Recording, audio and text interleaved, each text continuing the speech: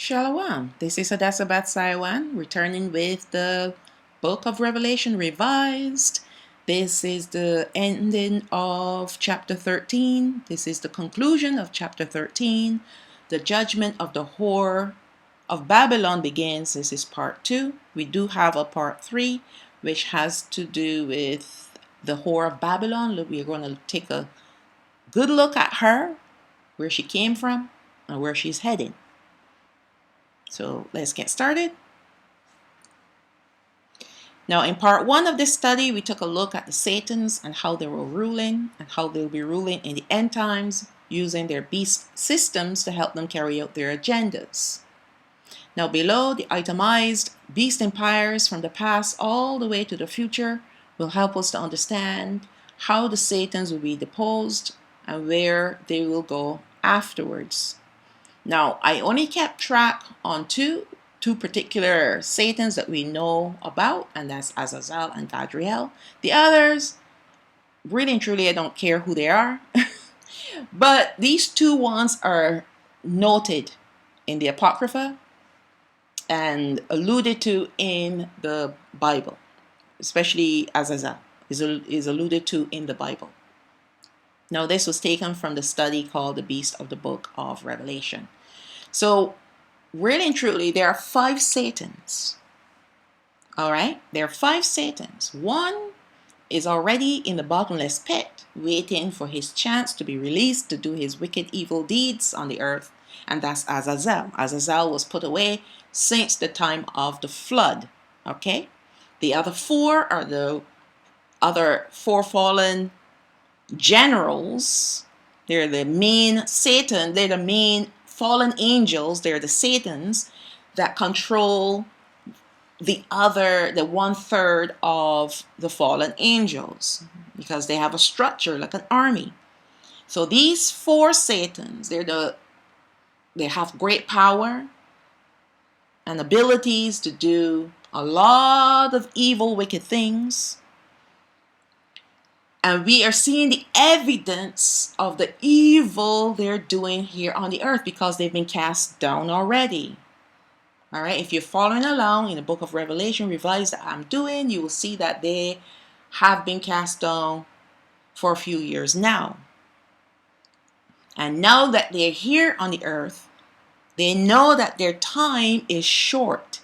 So they are pulling out all the stops, and they're doing their worst because they have nothing to lose at this point of time. And on top of that, Allah is wanting to end this. Okay? He wants to end this as much as we, his children, we want to see the ending of all of this. So the time is drawing to an end. And now, all these last set of entities will rise up on the earth. Fortunately for the southern kingdom, we're not going to see much of what is coming. We'll be taken out of here. It will be the northern kingdom that will see some of it, but not all of it. But it will be the inhabitants on the earth, the Gentile nations, that will see it all. All right? So Danayel saw 2 images that were one and the same. Now, really and truly, Danayel had 2 visions. The first vision he had was on behalf of Nebuchadnezzar, who had a horrible dream, but he could not remember. So Allah gave Danayel, after he prayed, he gave him the same vision that Nebuchadnezzar had, and he also gave him the interpretation of that dream, that vision. Later on, Danayel had his own vision, which is one and the same with the one he had on behalf of Nebuchadnezzar, which also coincided with the beast that Yawachanan saw in his vision. So here Allah is confirming to us through various prophets about the beast empires and the Satan's, the entities as well, because the whore of Babylon is an entity, the false Messiah, the false prophet is, or the anti-Messiah is another entity, and the image of the beast empire is also another entity, because it will be possessed by a Satan. That's why it's going to be able to speak. So he wants us to understand and to see what is coming. Why? Because we are now informed about the evil that is going to cover this earth. It has already begun. It's getting darker by the minute. So it means now that we have a decision to make. We, the southern kingdom and the northern kingdom, we have a decision to make. Choose you this day who you will serve. When we are informed, when we are given knowledge of the end times, it is to help us to choose which side we want to be on. If we say that we want to be on Allah Hayam's side, then it means that we have to put away our selfish desires. And let me list some of these selfish desires. Oh, I want to keep my job. I want to keep my career. I want to go to school. I want to study. I want to go to university. I want to get a house. I want to get a husband. I want to get children. I want to get a wife. Those are selfish desires. Why? Because in this day and age, those should be the last things you should be worried about. Those are the least important things that you need to worry about. What you need to worry about is your eternal life. Whether you're going to have eternal life with Allah Hayam or eternal, well, it should be death with the Satans and their agents and the wicked people on this earth. What you need to worry about is where you're going to spend eternity, in other words. Are you going to spend eternity with Allah Hayam, or are you going to spend eternity with the fallen in the lake of fire? You're not getting out once you go in. That's why here and now we have choices to make. Things that we need to do to put away the wickedness, the idolatry that is making Allah Hayam angry. If you say that you want to be on the side of Allah Hayam, then you have to obey His commandments. You have to believe in His Son. You have to repent of your sins. You have to walk in His commandments. These are the things we need to do. You can't just sit back and say, well, I didn't know. You do know. Because if you are serious about what you want to do with your life, He will help you. He wants to help us. And we can't claim ignorance at the end of the day. Not when the prophecies are being revealed to us. He has opened up the prophecies. He has unsealed the prophecies. Because these are the end times that we're living in.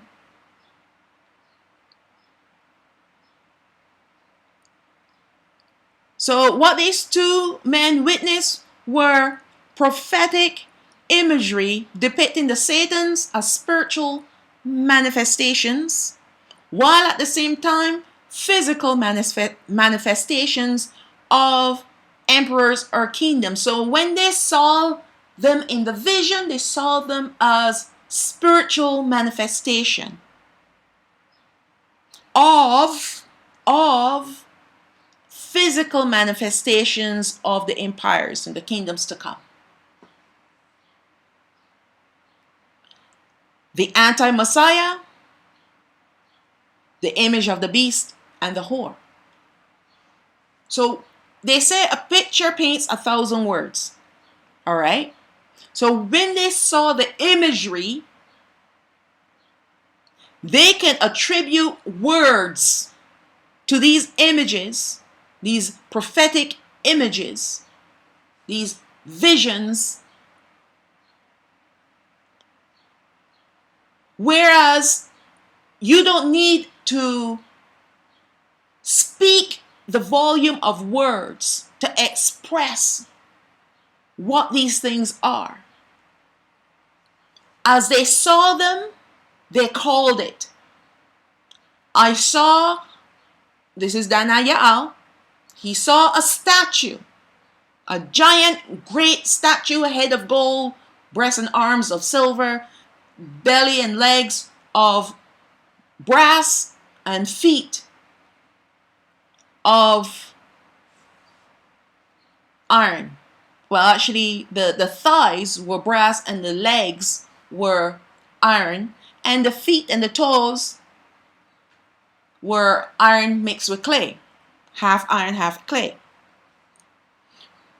When we are given the interpretation and the revelation of what Danayal saw,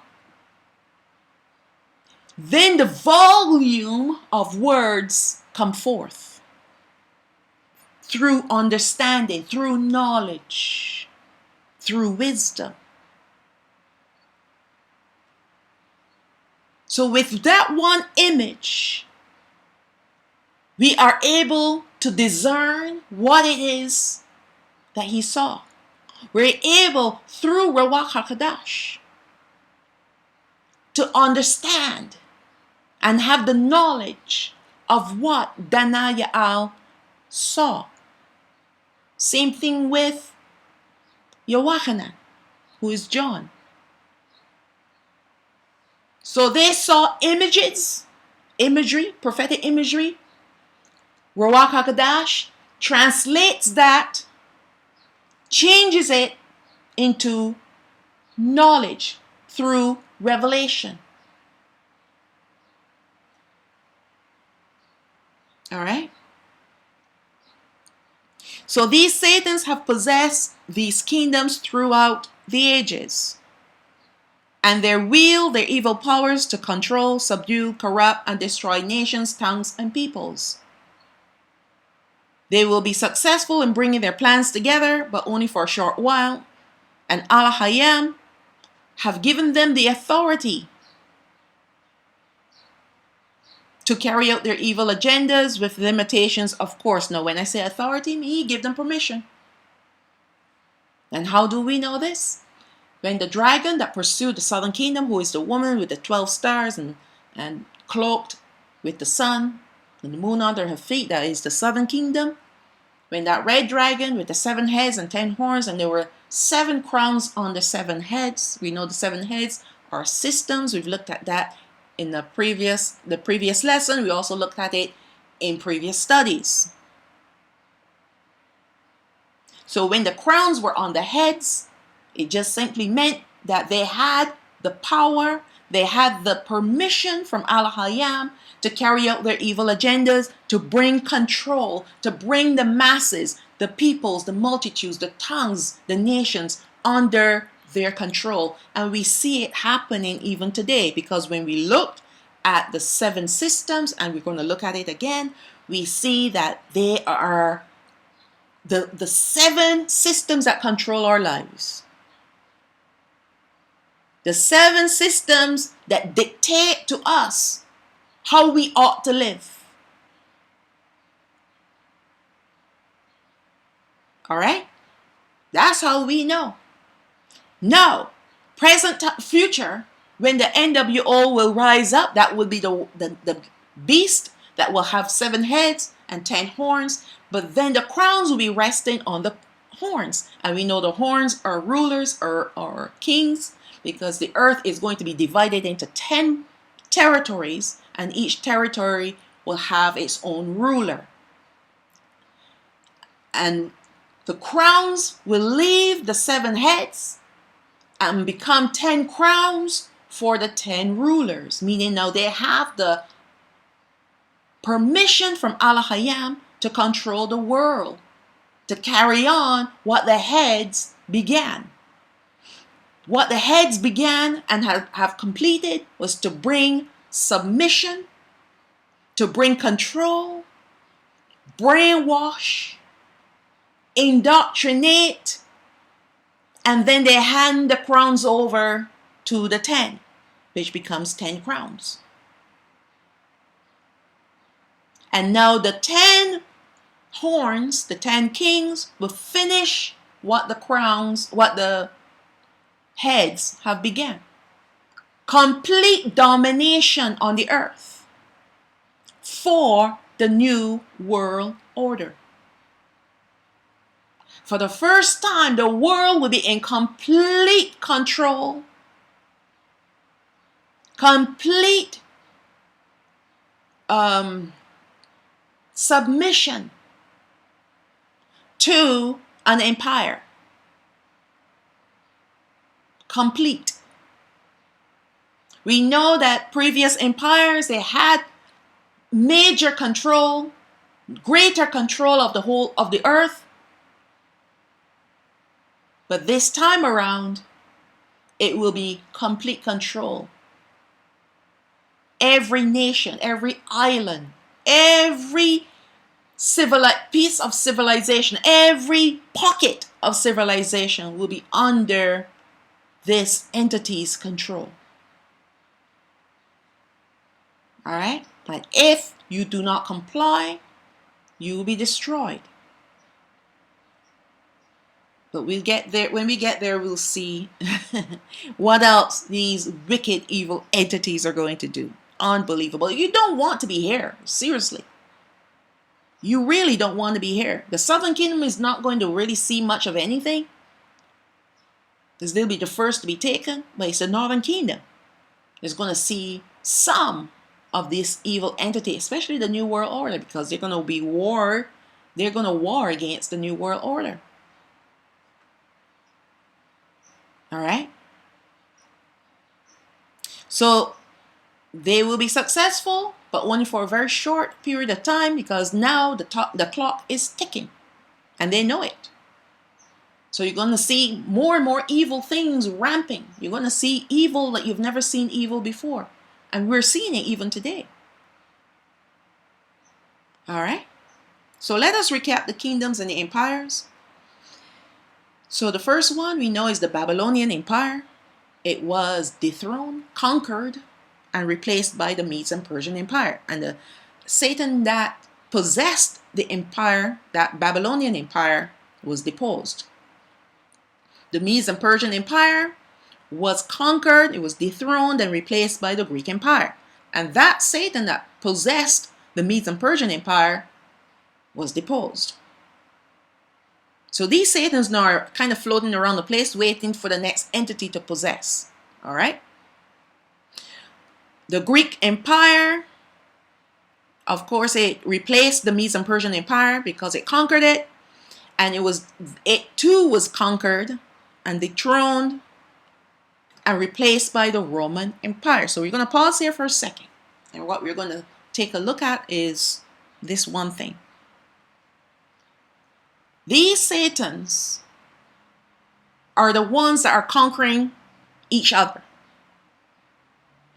Shall I repeat that again? These empires are the ones that are conquering one another. Why? Because when you conquer a nation or even an empire like these ones, you conquer it through war or a series of wars until you beat down the empire till it exists no more. Now, really and truly, these Satans are not really affected. They're not devastated. The only people that will feel the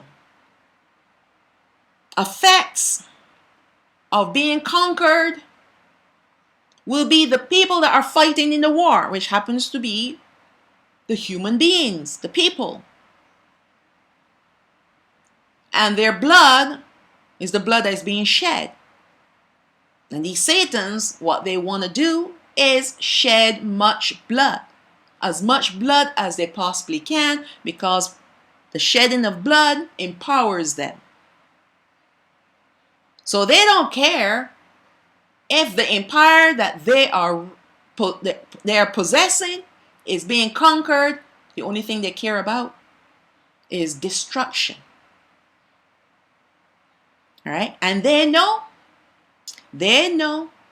that, okay, yes, the Babylonian Empire was conquered, but hey, we're coming back.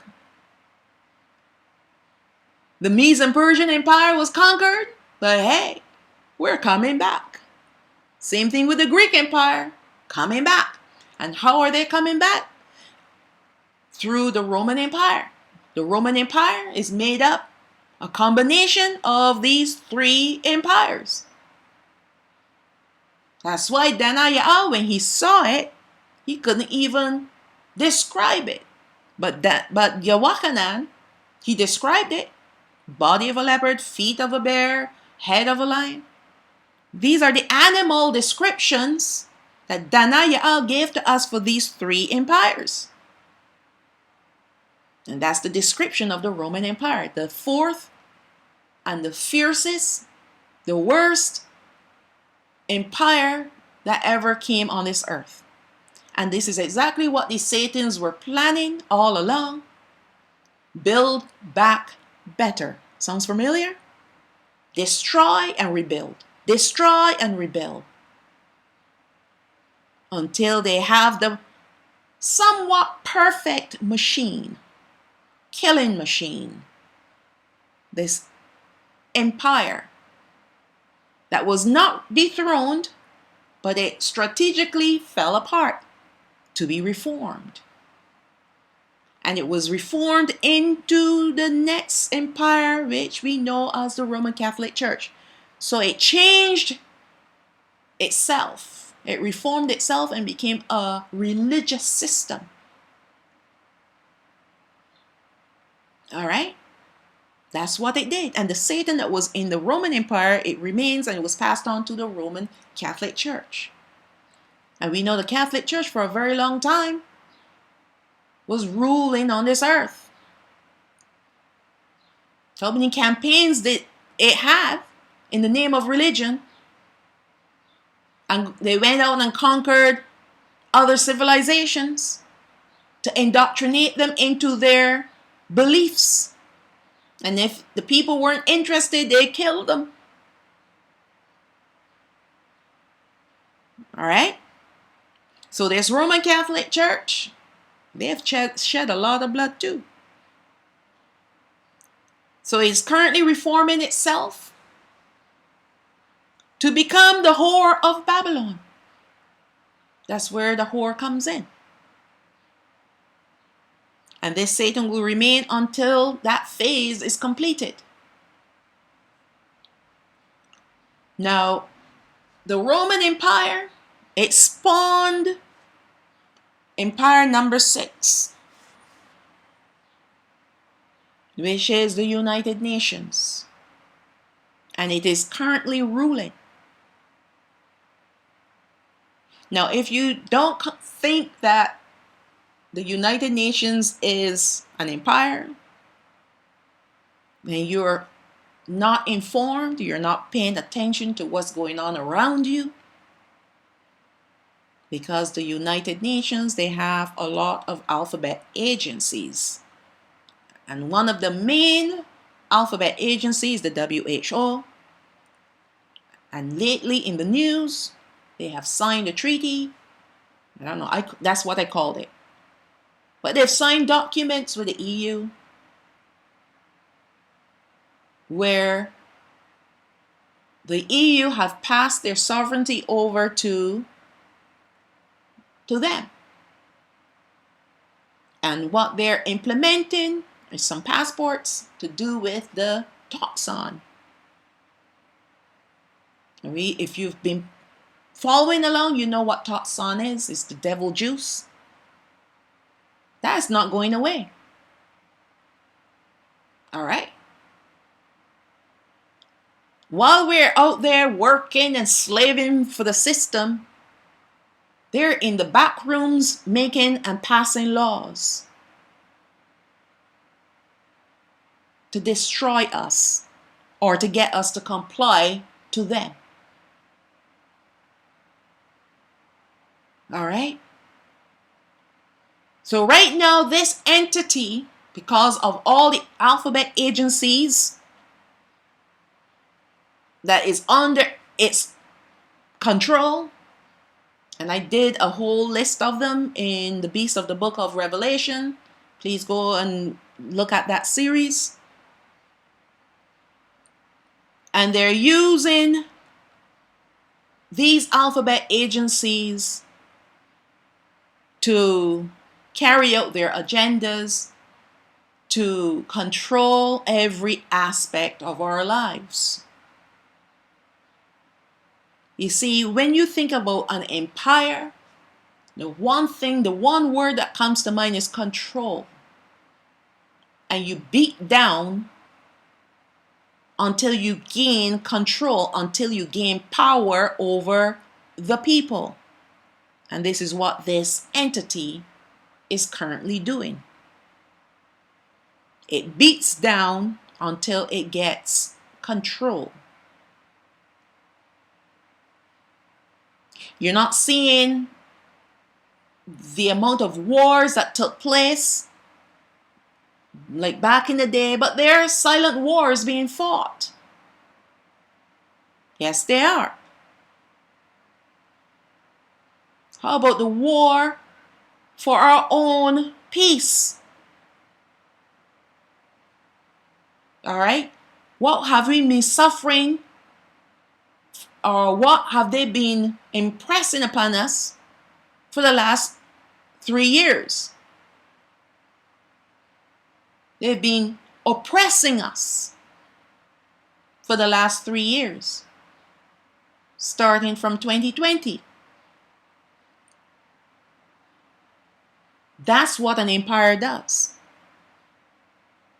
And that's what this entity was doing and is doing and will continue to do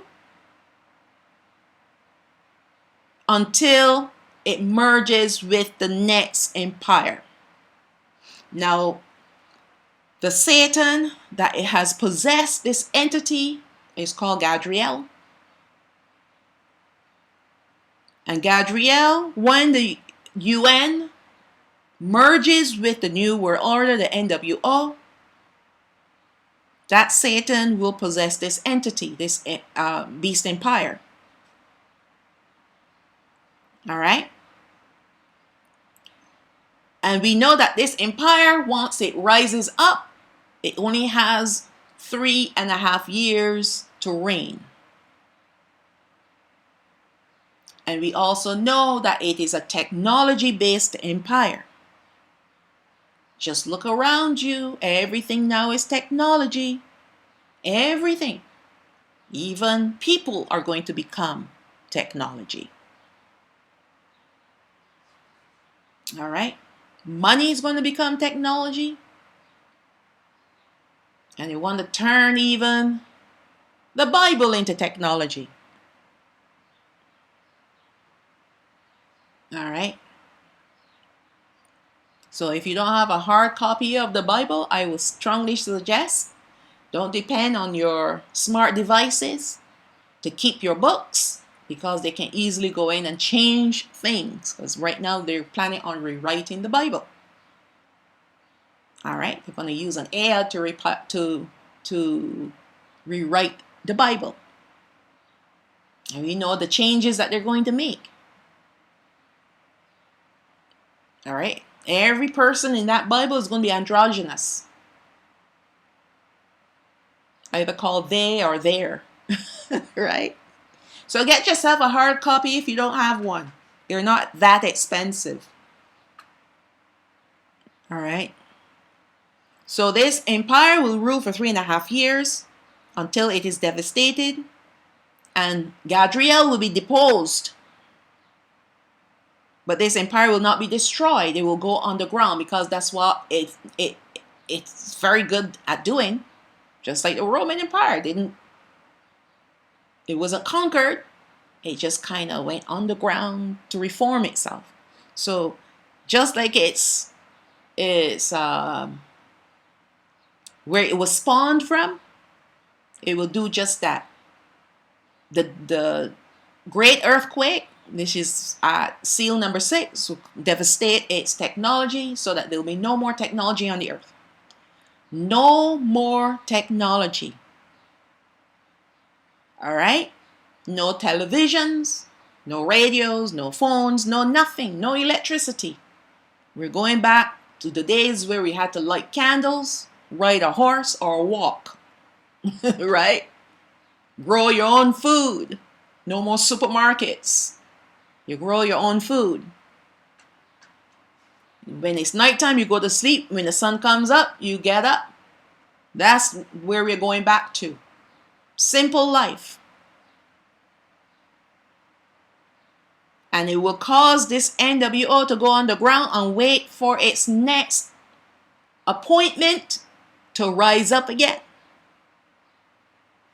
And that will be at number 8 when it comes back as the NWO reform, because it has no more technology, because the number 7 NWO was so dependent on technology to control the masses, to control the people. It has eyes and ears everywhere because of technology. You have eyes and ears on your phones. You have eyes and ears on your television. They call it smart. And that's why it's smart, because it has eyes and ears connected to them. But now all of that is gone. So it has to go back to the basics. It's people going to have to ride horses or whatever creatures that they can conjure up. All right? And they have to go back to using bows and arrows, spears and javelins and shields. That's what they're going to go back to. So number 8 empire will be the NWO reformed. It will have another Satan, because Gadriel, once he is deposed, when he is kicked out, he cannot go back in. Allah Hayam is going to deal with him and bar him from doing anything more. He's going to deal with him himself. Why? Because he's the one that caused Adam and Hawa, sorry. Her name is not Eve, Adam and Hawa, to eat from the forbidden tree, the tree of knowledge of good and evil. So Allah Hayam, Yahweh himself, is going to deal with Gadriel. So once he's deposed, he's going to be barred. So the next Satan that will possess this beast empire will be Azazel, because he's the one is going to be released from the bottomless pit. They call him Abaddon or Abaddon, Apollyon. That is Azazel. So he is coming from the bottomless pit. Now, I had addressed this in the previous study, part 1. Coming down to the very ending, I was talking about Gadriel, and for some reason,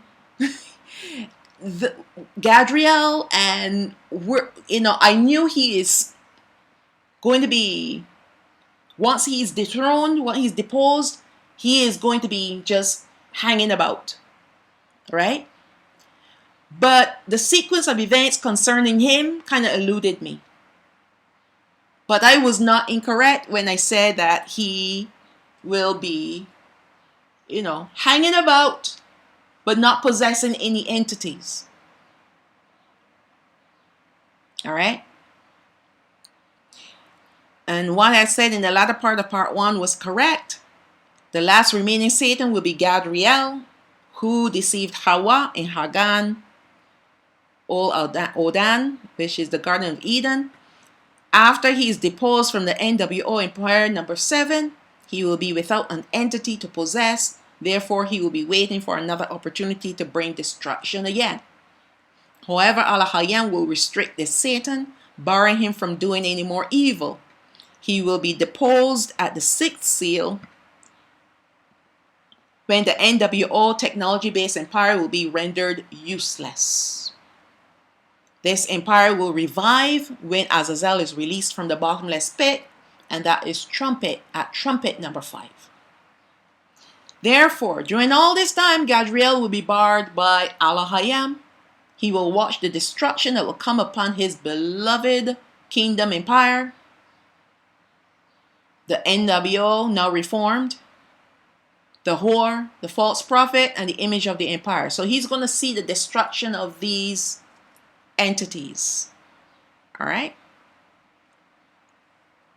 Because the Most High, Alahayam, Yahweh, he is going to destroy the whore himself, and Hamashiach is going to destroy the NWO reformed, the false prophet, and the image of the empire, the beast empire. And Gadriel will be destroyed by Al-Hayam Yahweh himself. So Gadriel will be cast into the bottomless pit for 1,000 years. He's the one going into a bottomless pit for 1,000 years. Not going back, but he's going into the bottomless pit for 1,000 years, and his mouth is going to be sealed. This will give the earth a chance to experience peace and to blossom again with people, meaning multiply. You know, people are being killed off by these evil entities. So now, because the earth will never be void of people, so the Most High is going to allow the earth to replenish itself. Right?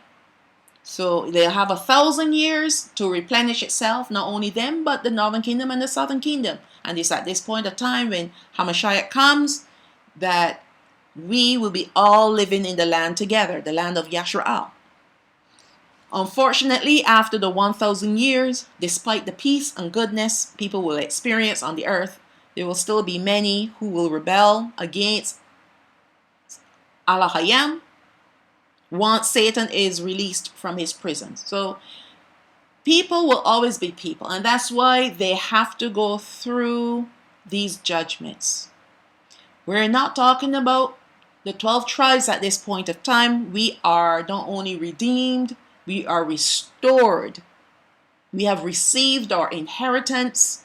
We are walking in righteousness and in holiness. The sin nature that was once inside of us is removed. And we've eaten from the tree of life. I did a study about that. Called the second Exodus of the Northern Kingdom. I think there are 4 parts to that. And it goes into great detail about how and all this is going to take place. It is only the inhabitants on the earth, the Gentile nations, that will still retain their sin nature, because they have to go through these judgments. But at the same time, he's given them an opportunity to see his goodness, to experience his peace. But because of that sin nature, and because of the desires of their hearts, the evil desires of their hearts, they will choose to go on the side of Gadriel, the Satan, when he rises up when he's released from the bottomless pit. All this is the Most High sifting the Gentile nations. He's sifting them. Just like he sifted his own people, he's going to sift the nations. He's going to put them through the ringer, because they have to keep choosing him. And if at the end of it all, when Gadriel and his armies are destroyed, and they still worship Al-Hayam, then he is going to restore them too. So there is hope for Gentile nations if they will hang in there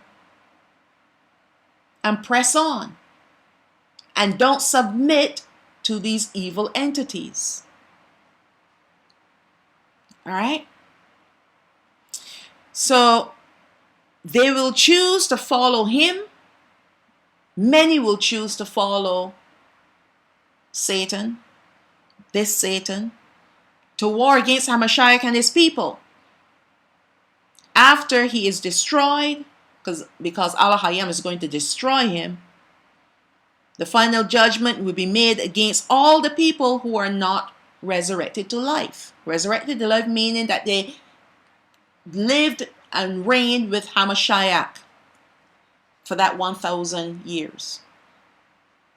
Those whose names are not found in the Lamb's Book of Life, or sorry, let me repeat that. Those whose names are found in the Lamb's Book of Life will have life eternal.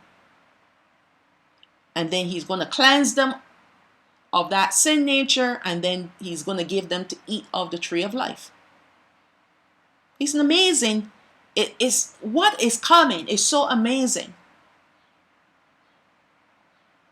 Absolutely amazing. Because he is amazing. All right? Hamashiach will destroy the image of the beast, the false prophet who is the anti-Messiah, and an NWO reformed, which will include casting their Satans into the lake of fire. So we're going to see that in chapter 19 when we get to it. Al-Hayyan will destroy the whore of Babylon, casting its Satan into the lake of fire. He will also destroy Gadriel when he is released from the bottomless pit, when he will try to make war with Hamashiach and his saints. So not even Hamashiach is going to deal with Gadriel. It is Al-Hayyan Yahweh who is going to deal with this Satan himself. This last Satan, Gadriel, he will be cast into the lake of fire. And now the earth is completely rid of these fallen angels and their children, the Nephilim spirits. They're rid of them forever. The earthly agents of these Satans will be destroyed, then to be judged at the white throne judgment, then to be cast into the lake of fire. But this will be covered once we reach these chapters. But these are the sequence of events that will be taking place. So let's continue on with Revelation chapter 13, revised verse 6. And I saw the woman drunken with the blood of the saints and with the blood of the martyrs of Yahweh. And when I saw her, I wondered with great admiration. Now, in the previous study, we saw that the whore caused the kings of the earth and the inhabitants of the earth to be drunk with the wine of her fornication.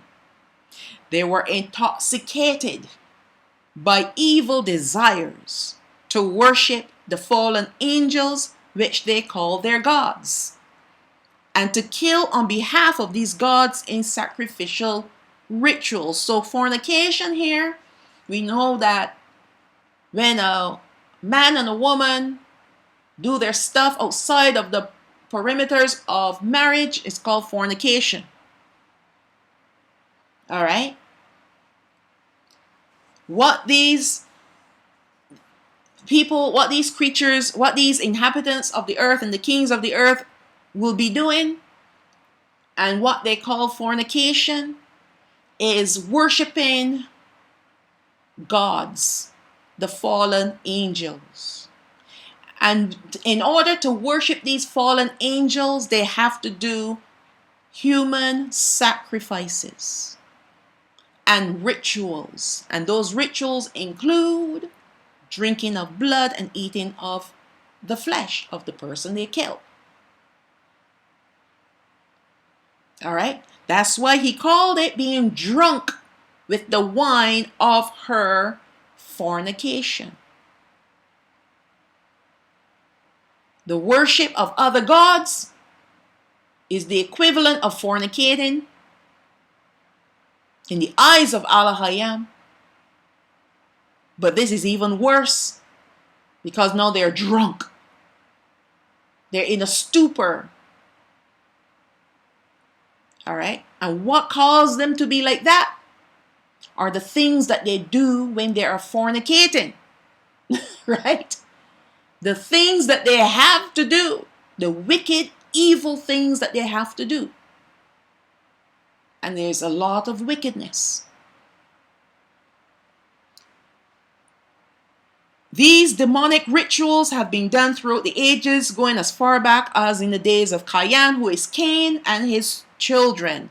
We know that if you go back to the book of first Adam and Hawa, that first book, we see the things that the children of Cain got up to. And we see that they were influenced by the Satans and the fallen angels. Some wicked things that they were doing.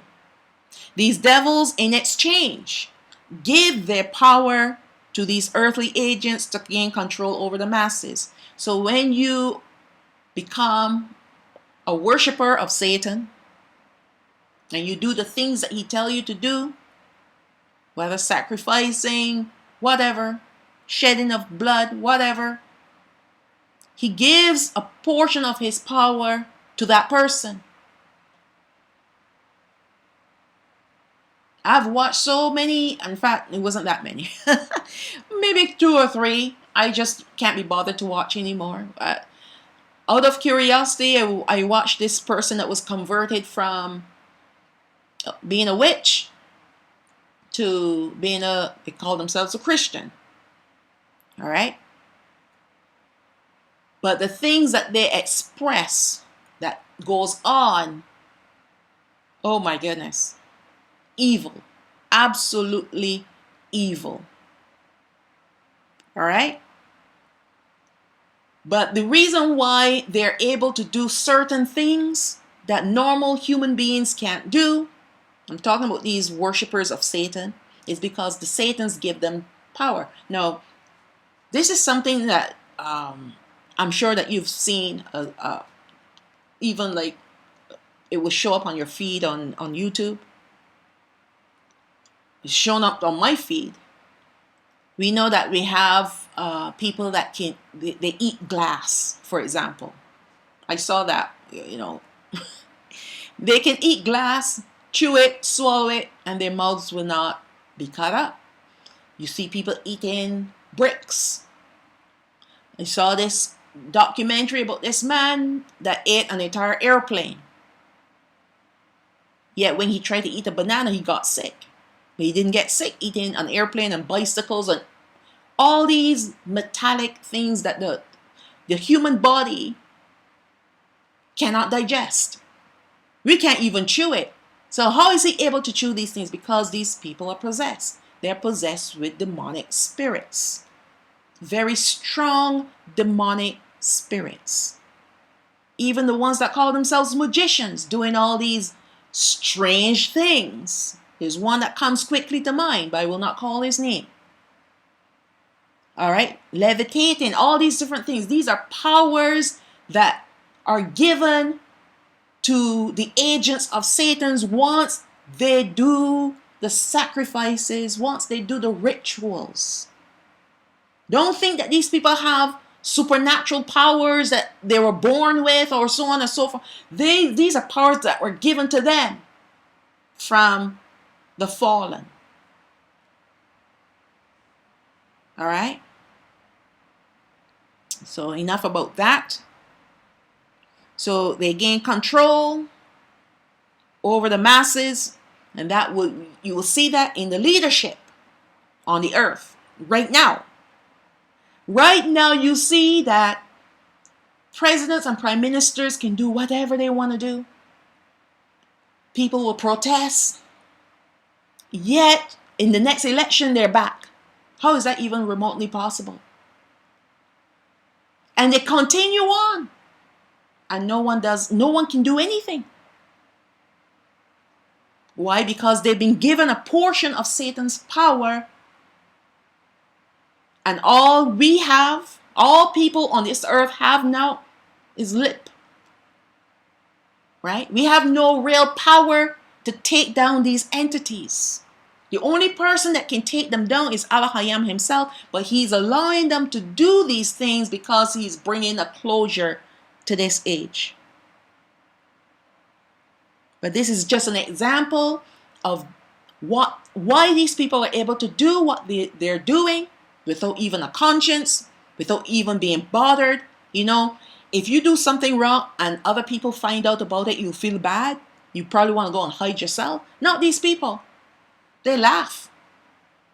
They laugh. They're not bothered by your opinions of them. That's evil. That's because they enjoy it. And they enjoy it because their father, the devil, these devils, enjoy it. So stop wasting your time cursing out these people, because you're playing ball with the devil here. Get on board as far as getting yourself ready to get out of here. That's what we need to do. Forget about these yahoos, Satan's agents. Forget about them. All right. And then through high positions and also gaining great wealth. That's another thing. They have great wealth. Look at the Hell Gates guy, right? And all the various ones. The ones that own the Apple computer and all the various ones. Facebook, those people. Great wealth. Why? Because it is given to them for their service to Satan. You think an ordinary person can have great wealth in this earth? You got to sell your soul to get $1. Well, more than $1. But these people that are wealthy and walking in the ways of Satan, the way how he pays them is through earthly wealth. And that's why I say to my people, stop running after reparations. Stop running after money. Because you pursuing wealth, you pursuing mammon, because that's what it is, you're going to have to drop Alahayam. You pursue him. Let him fulfill your needs. And he will. He will not see you starve. He will not see you go without. If you do go without, it's for a very short period of time. Because he's testing you to see what comes out of you when you are without. What are you going to do when you have no food? Are you going to start crying? Are you going to start complaining? That's what our forefathers did. Or are you going to pray to him and say, help me, I need food? He already knows what you have need of before you even open your mouth, even before it happens. He knows that his daughter or his son is going to need food, going to need money to pay rent. All right? He already knows that we have what we have need of before we even ask him. But the question is, do we trust him to provide for us? Stop pursuing wealth in this earth. We pursue wealth on this earth and we lose our heavenly inheritance and our life. Stop it. The wine here is in reference to blood that was shed in wars, slaughterings, human sacrifices, and whatever other murders this pagan religious system carried out in the name of religion. All right? This entity has been using religion as a reason to kill people. All right. The leaders, kings, and those inhabitants of the earth will worship this evil entity and will be the hands and the tools that had and will carry out its evil agenda. So it did it in, they've used this evil entity, used people throughout the ages to carry out its evil agendas, which is to destroy, to kill, to murder, to slaughter. All right? Did it in the past, and will continue doing so until the Most High destroys it. Now, even before it became the Whore of Babylon, this entity was still existing. How was it existing? It existed as religions all around the world, fighting against one another until it pulled it all together and made it one. All right? And now here we see that all this drunkenness of the kings and inhabitants, and the inhabitants also affects the whore to her delight. So every time people murdered, killed, destroyed, slaughtered, sacrificed, this entity is delighted All right, because it is feeding power through the shedding of blood, through fear, through anger, through rage. This is how this entity thrives and grows and blossoms. Whenever anyone performs the duties of this whore, even long before it became this entity, to enforce conformity to its pagan religion, or to murder in the name of this religion if no compliance, it will please that Satan who possesses this entity so much that it is likened to a drunken stupor. So Satan becomes drunk with pleasure when he sees destruction of any kind. It receives great pleasure to see especially the death of the saints of Yashua, having them killed because they chose to worship Yahweh Sha'ol, and it gives it exceptional delight. So yes, the blood of the Gentile nations, oh yeah, he loves that. But what he loves more is the blood of the saints of Yashua. He hates us. He hates the 12 tribes of Yashua because we have come and taken what belonged to him. The light garment that he once owned is now ours. He's out, we're in. So he hates us. Understand that at this point of time, all of the saints of Yahweh Sha'ol are dwelling safely in their land, whether in third heaven, speaking of the southern kingdom, or in the land of Yashrael, speaking of the northern kingdom. So this will be the past slaughterings of our people at this point of time, starting with the martyrdom of the southern kingdom, which would have occurred during the reign of the Roman Empire, and the martyrdom of the northern kingdom, which will occur during the reign of the NWO. This entity, the whore, has always been in the background, even if it had not arisen on the earth as the great whore as yet, and even sitting upon the beast. It has always been calling the shots, and will still continue to call the shots until it is destroyed by its own. So it would still give out the orders, the instructions, the evil agendas. These are the shots that is calling, sending out the evil agendas out there for people to do on its behalf. And it will continue to do so until it is destroyed by its own people. This great whore will be so alluring, especially with her wealth and power, that even Yochanan was marveling at her. So imagine the inhabitants of the earth. You know, people on the earth love wealth. They love wealth. So if you see a man walking down the street in a three-piece suit and driving a big fancy car, people will be drawn to that person as compared to someone who's wearing a pair of jeans and a t-shirt.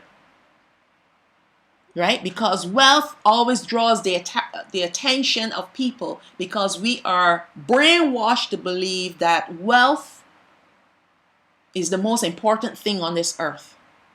Because with great wealth, we will be extremely happy, because we can buy whatever we want and whatever we need. That's how we are brainwashed to believe. We're brainwashed to think that wealth is the means to our existence. So that's why people are always in the pursuit of wealth. All right? So when the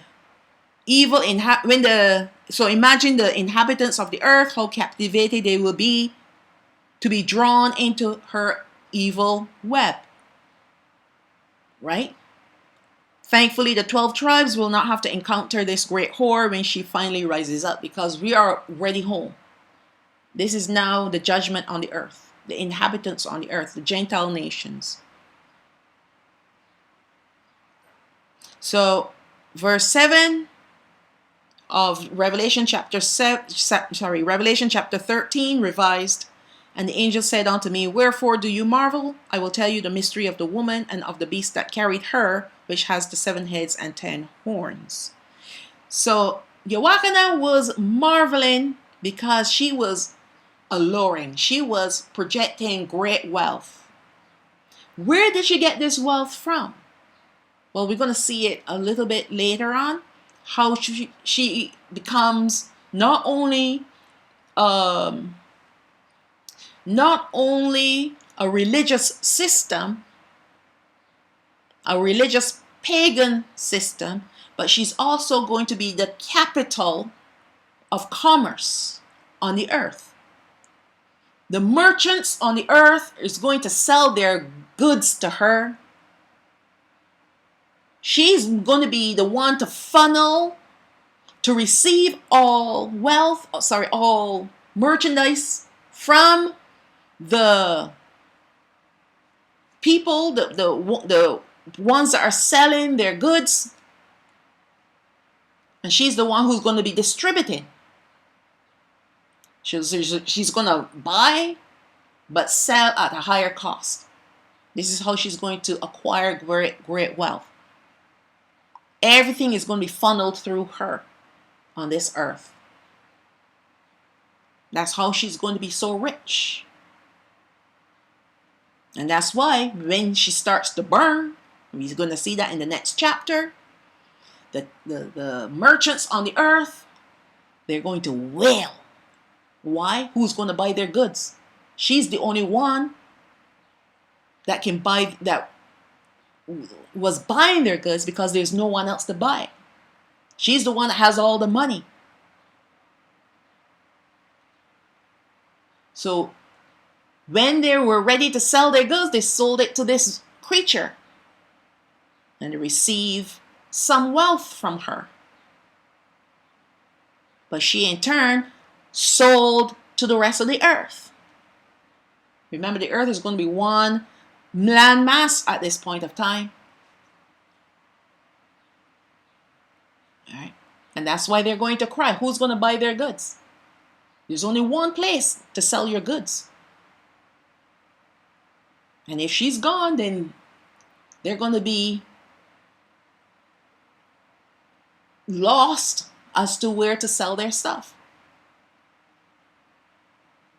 There's nowhere else to sell it.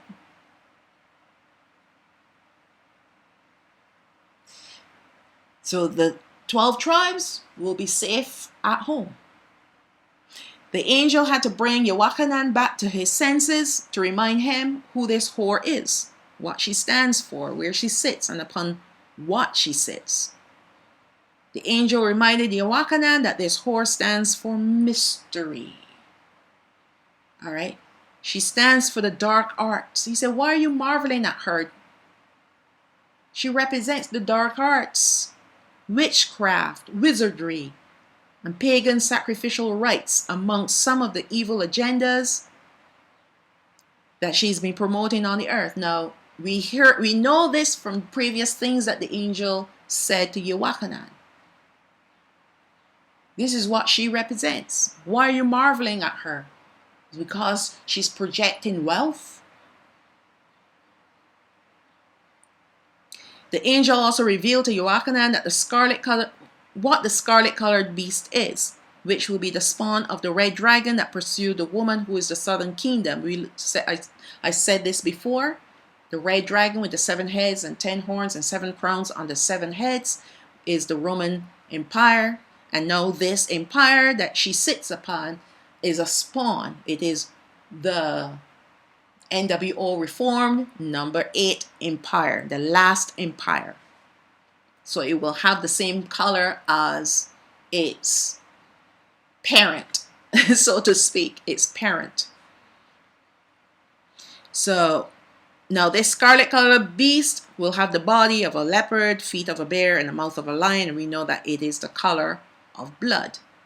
This entity we know as the NWO Reformed will still carry its 7 heads, which are the systems that we have discussed before and 10 horns, which are the 10 rulers over the 10 territories of the earth, except in this case, these 10 rulers will not have territories anymore. After the great earthquake that will devastate the NWO beast empire, the technology-based empire, which is number 7, causing it to be dismantled and go underground. At the same time, the 10 territories of the earth were also dismantled.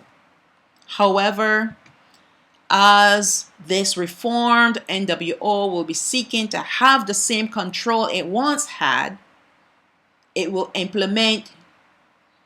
Sorry, let me reread that. Let me reread that. However, this reformed NWO will be seeking to have the same control it once had. So it had great power when it was empire number 7, when it was a technology-based empire. It had great control over people, and it had great power. Now, after all that is past, it will seek to have the same control again, but it will not be able to. It will implement the same strategies as before, trying to use these 7 heads and 10 horns. But notice, it had no more crowns. It will find that the only way to make any way at all, due to the fact that Allah Hayam had removed its crowns, he has removed it, his permission, is to employ the great whore of Babylon. So that's how she is going to sit upon this beast. She's going to ride it, meaning she's now in control of it. When a person sits on a beast, the person who sits is the one who's in control of the beast beneath it. And it's not going to like that very much. No, it's not. And this woman, this whore, is going to have great wealth and great power. And it doesn't like that either. But for a season, for a very short period of time, it will tolerate her. So let's look at Revelation chapter 13, verse 8. The beast that you saw was and is not and shall ascend out of the bottomless pit and shall go into perdition. So now we're seeing the rise of the NWO reformed, and also who is going to possess it. And they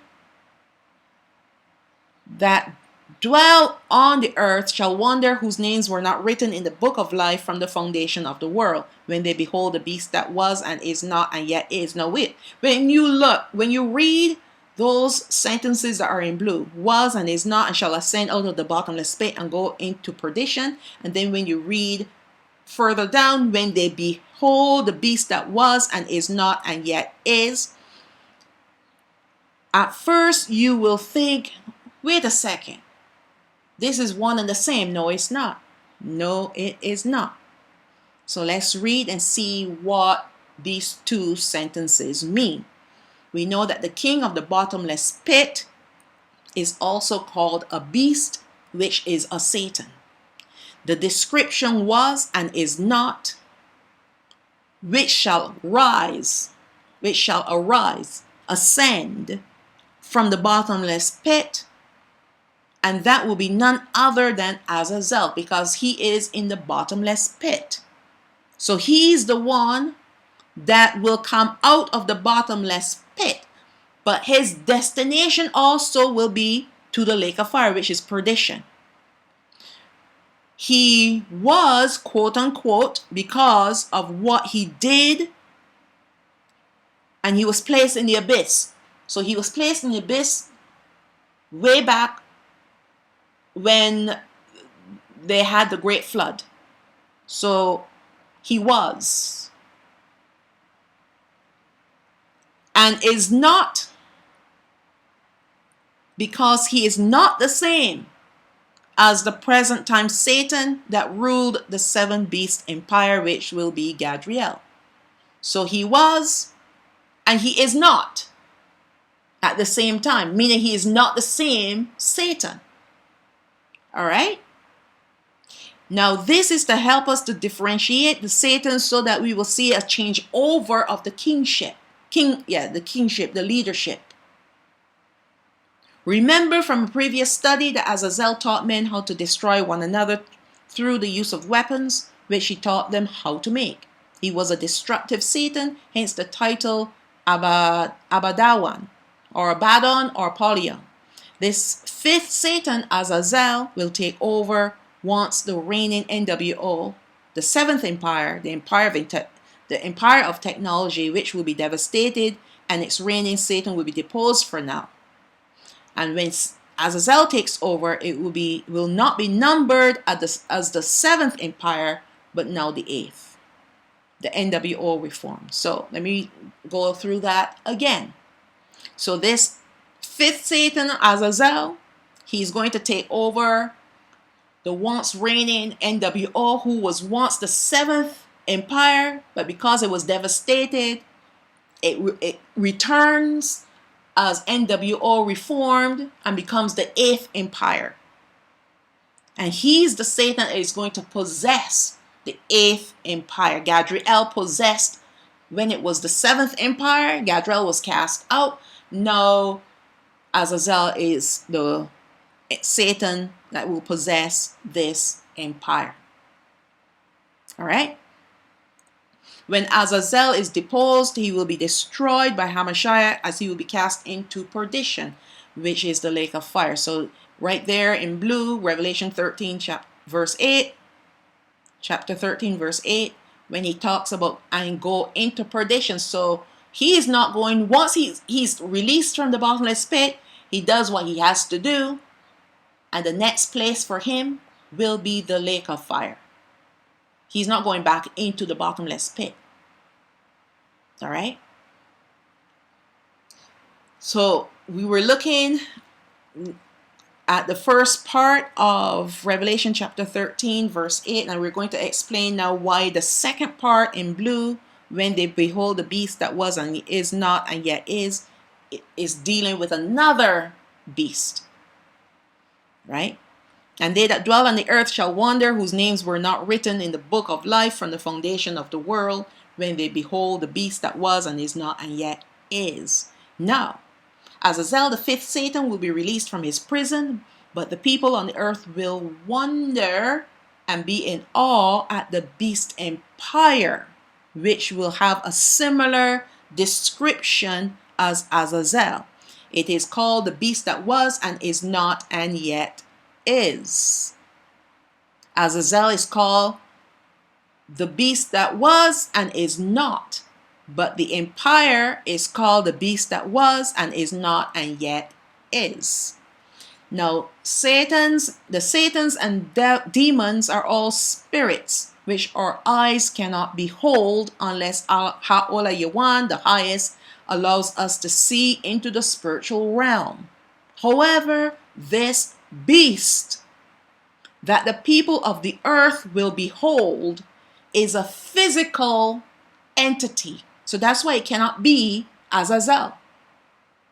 They were not beholding Azazel, they were beholding the physical entity that Azazel will possess, which will be an empire with the same attributes of Azazel, who is a beast as well. So we have the beast, which is a Satan, and we also have a beast, which is an empire. What the inhabitants of the earth will witness is a worldwide governing and controlling empire. Once again, that's why they're going to marvel, because they thought when empire number 7, the NWO, technology base, went on the ground, they thought, well, it's done, it's finished, it's destroyed. But then it's going to rise up again. And that's why they're going to be in awe. Right? And look who will be in awe. Those whose names were not written in the Lamb's book of life from the foundation of the earth. So these are the wicked ones. The people that will give their loyalty to this beast empire. Right? What the inhabitants of the earth will witness is a worldwide governing and controlling empire. I read that. I know. I'm sorry. Remember, Yawachanan was seeing prophetic imagery to help us to understand what Al-Hayam wants us to know and understand about these creatures. So which empire will it be? Obviously, it will be the last empire, the NWO reform. There are only 8 empires. We've already passed through the 7, and now this is the 8th empire to come out, to rise up. Its predecessor, the technology empire, will receive a massive blow that will dismantle it and render all of its technology useless and worthless. It will cause the NWO, number 7, to be powerless and without a Satan, as he, Gadriel, will be deposed at that time. That will be during the 6th seal. And yet this empire will not be destroyed. I said it's going to go underground, just waiting for its new king. Hence the description was and is not. It was because it was devastated, and it is not because it went underground, and yet is because it was not destroyed. The devastation of the 7th empire was so great that when it was restored, it caused the people to be in awe. And note, it will be the condemned people too. So let us learn more about this final attempt of this Roman, quote unquote, because it's still Roman, empire to rule the world. Verse 9 of Revelation chapter 13, revised, and here's the mind which has wisdom. Now this sentence alone should speak volumes to us. We have to have the mind of Allah-Hayam, and we also have to have his wisdom in order to understand the next sentence, which will be the 7 heads or the 7 mountains on which the woman sits. We know people believe that these 7 heads are the 7 hills. They think that they're the 7 hills which are located in Rome. But these 7 heads are called mountains. Yes, they can show us the geographical location of the whore. I will not dispute that it is in Rome, because that's where the Vatican is. And we know the Vatican is going to be transformed to be the whore of Babylon. It's all part of the Roman Catholic Church. But we got to look at it at a more you got to look at it, the deeper significance of these 7 heads. And he says here the 7 heads are 7 mountains upon which the woman sits. What does she sit upon? She sits upon the beast empire, which has 7 heads, right? And we know the 7 heads are 7 systems. So yes, we can say it is giving us a geographical location confirming who she really is, the Vatican. All right? Now, this is correct about the geographical location, but it does not stop there, because the heads have a deeper significance, a dual significance. It's physical and spiritual significance. They are, in fact, systems. The heads, the mountains, they're called systems. And I already explained all of this in previous studies. I'll go into it a little bit more. And these have aided the empires in its plans to be world dominating. So these same 7 systems were used to help bring us under its control, the world dominating empires. These systems have been around since the time of the Roman Empire, as we see, or as we can see in Romans chapter 6 revised, or chapter 7 in the Bible. When we look at the red dragon, the great red dragon with the 7 heads. 7 heads, 10 horns, and 7 crowns for the 7 heads. So it's been around all the way back then. So what are these systems? They are not literal mountains, as we can see in Revelation chapter 8 revised, or chapter 13 in the Bible, that one of the heads was wounded unto death, and we are told how it was wounded unto death. So if they were actual mountains, how can you wound a mountain to death? And we know that a sword destroyed the mountain, a mountain, or one of the heads. And sword speaks of war. So can a war destroy a mountain? I think not. Therefore, the heads are not literal mountains, but systems. Mountains gives you an idea of how great and grand these systems are. Because when you think of a mountain, you're not thinking of a hill. You're thinking of something that is so huge, massive, sometimes impossible to climb. All right?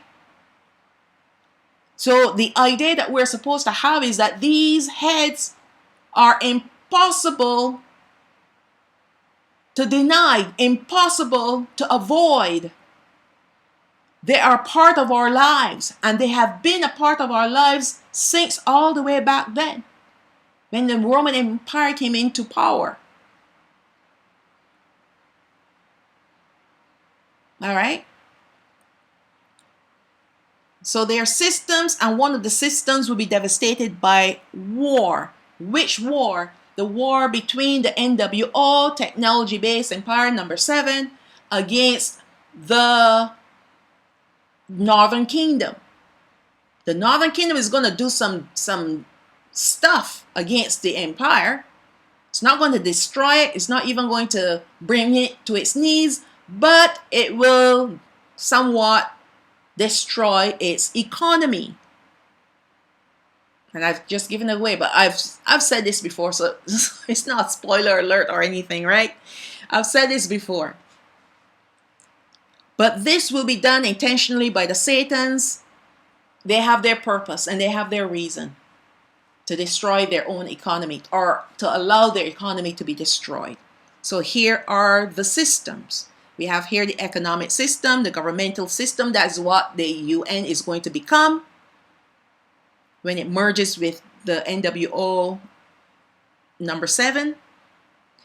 Financial system, we know everything is going digital. All right? Everything is going digital, even money. When this beast comes back in number 8, this is the only way it's going to be able to function, is through the whore. Because she's going to have all the money. That's why it's going to have to have some sort of alliance with her and submit to her, because she's the one that's going to be riding and sitting upon it. Military system, educational system, media and communication system, the commercial and trade system. And the last one is the one in which the whore will be in. She's going to be the center for all commercial and trade. All right, and that's where she's going to be able to get the money, because remember, the number 7 empire, it had full control of these 7 heads, but now this last empire will have no real power, so to speak. The only power it will have is through her, because it has no more crowns, it has no more, it does not have the permission from Allah Hayam to carry out its agendas. So it's basically a lackey for the whore. you gotta laugh at me, right? If you don't laugh, what are you gonna do, right? Yeah, it's gonna be the whore's lackey. And that's why it's gonna hate the whore. It's going to hate the whore. Oh my goodness, it's gonna hate her. Now, these 7 systems affect every aspect of our lives in this world. These systems are developed to make us dependent on the empire, to sustain us and our livelihood. That's why people are so obsessed to go and get a job so they can get money and put money in the bank and make sure that they have a pension and they have savings for, later on in life, and not knowing that, all these things are pointless if you don't have Allah Hayam in your life. You can You could be somewhat successful in doing all those things and then end up losing your soul. So was it all worth? Absolutely nothing. Absolutely nothing. But we've been brainwashed to think this is how we ought to live. You go to school, get an education, try to get a good job, try to climb to the top of the ladder if there's one. if there's a ladder to climb, right? Oh my goodness. The things that we've been brainwashed to believe. Now, this is how nations, peoples, and multitudes were brought under control by these beast empires, and especially now in the end times. I remember, as growing up, we didn't have a whole lot of money. You could say that we were considered poor by the world standards, right? However, you start watching, you had a TV, you finally was able to save up and buy a television, and you start watching certain shows on television, and these shows start to impress upon you that, hey, if you work hard enough, you can actually make it. So I remember there was this one show called The Jeffersons. Yes, I'm time stamping myself. And you remember Jefferson's, he came from nothing and he owned a laundromat, and then he ended up owning other laundromats and he became rich. And that song, the song is in my head, but I'm not going to sing it. But if you remember the lyrics, it's all about getting a piece of the pie, right? That's in the sky. So we've been sold, especially us, the Negroes, because Jeffersons, they were Negroes. And they made it out of the slums. And there were other shows, remember, like the Cosby shows, he was the doctor and she was a lawyer, like these are like kind of upper middle class black folks like us, like, yeah, if the Cosbys can do it, and if the Jeffersons can do it, we can do it too. So this is how we were brainwashed to be a part of the system and to love the system because we want to have a lifestyle equivalent to those that we saw or watched on television. And now today you have the different entertainers walking around with bling blings and fanning all these bills and making you think that they're so rich, and all these different things now that are influencing us and our people to pursue wealth and to do the things in order to pursue wealth. So when we are in pursuit of wealth, we cannot pay attention to Allah Hayam. We basically are worshiping Mammon, so we have to drop him because he's going to come and tell you, you don't need those things, you just need me. Who wants to hear those words? Because my favorite entertainer told me that I can get the same wealth that they have if I do what they did. Work hard. All right? They're not going to tell you that they sold their souls, but all they're going to tell you is like, yeah, I came from nothing and I worked hard, and then like that, I rose to the top. That's all they're going to tell you. And so all you're going to do now is going to try to work hard or work harder and maybe even work harder still in order to acquire the wealth that these people have. And a lot of the time, the wealth that they have is just a facade. It's just an image. What you're seeing as with these entertainers, whether they're basketball players or singers, whatever they are, they're projecting wealth, but they're not really rich. They're just puppets being used by the puppet master to get you to lust after the things that they have. Fame and fortune. All right? So that's why I say, don't have the love of the world, you love Allah Hayam. Yes, you might be poor now, but trust me, later on, you are going to be prosperous. You can't have it both ways. Okay, so this is how nations, peoples, and multitudes were brought under control by these beast empires, and especially now in the end times. Especially now. I don't understand. Our people are still hungry. They're still hungering after wealth. They're still trying to eke out a life after everything that's happened in the last 3 years that leads us to think that this world is really coming to an end. Look at all the different agendas that are being played out, all the different events, all the different things. Even the earth itself is telling you this is coming to an end.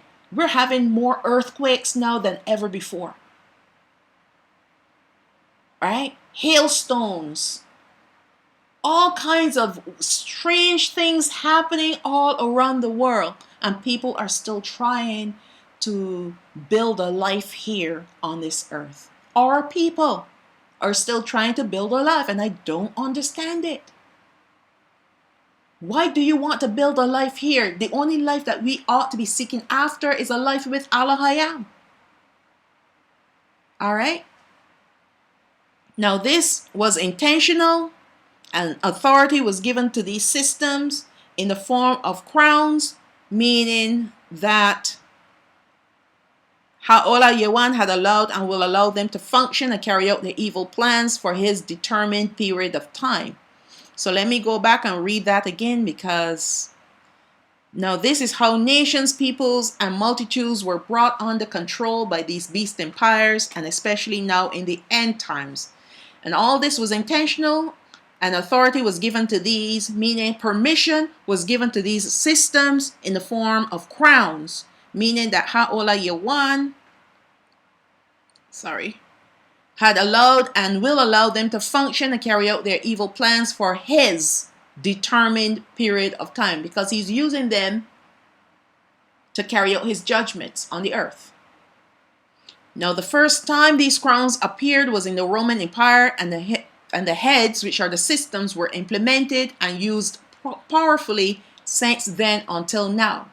Once the heads have fulfilled all of their evil agendas, the beast empire, the NWO, will rise, and then the crowns will switch to the horns, which are the 10 kings who will rule over 10 territories that will govern the entire world.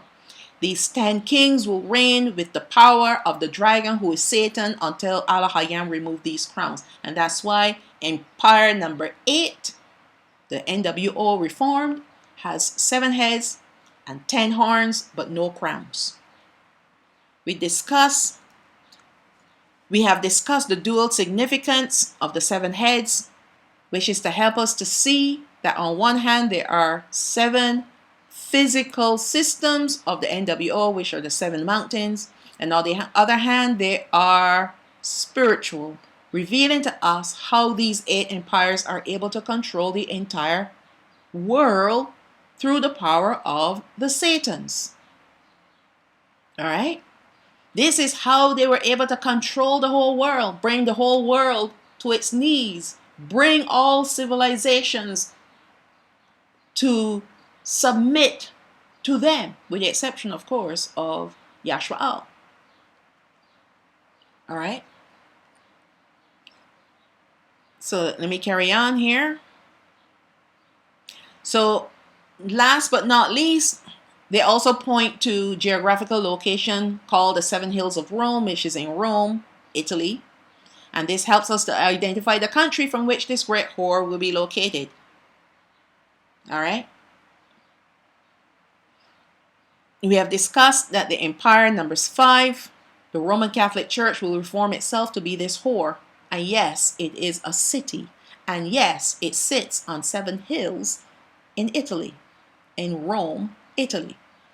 The Reformed Catholic Church will be comprised of the Vatican and the Holy See. It will be a pagan religious city the center for its one world religion, and yet it will have its tentacles in the trade and the commerce of the world. So the Vatican today is the smallest city in the world. All right. And I spoke a little bit about that in the Beast of the Book of Revelation, explaining a little bit more about the, excuse me, the Vatican City. Now, the head that was wounded unto death by war will be the economic system. Nothing destroys an economy of a nation faster like a war. And this will be intentional so that a new economic system will be established, affecting the other heads, especially the trades and commerce of the world, redirecting all trades and commerce to this city. Now, this wounding unto death will also serve to bring people unto complete submission to the NWO, as people will wander after this empire, asking who is able to make war with it.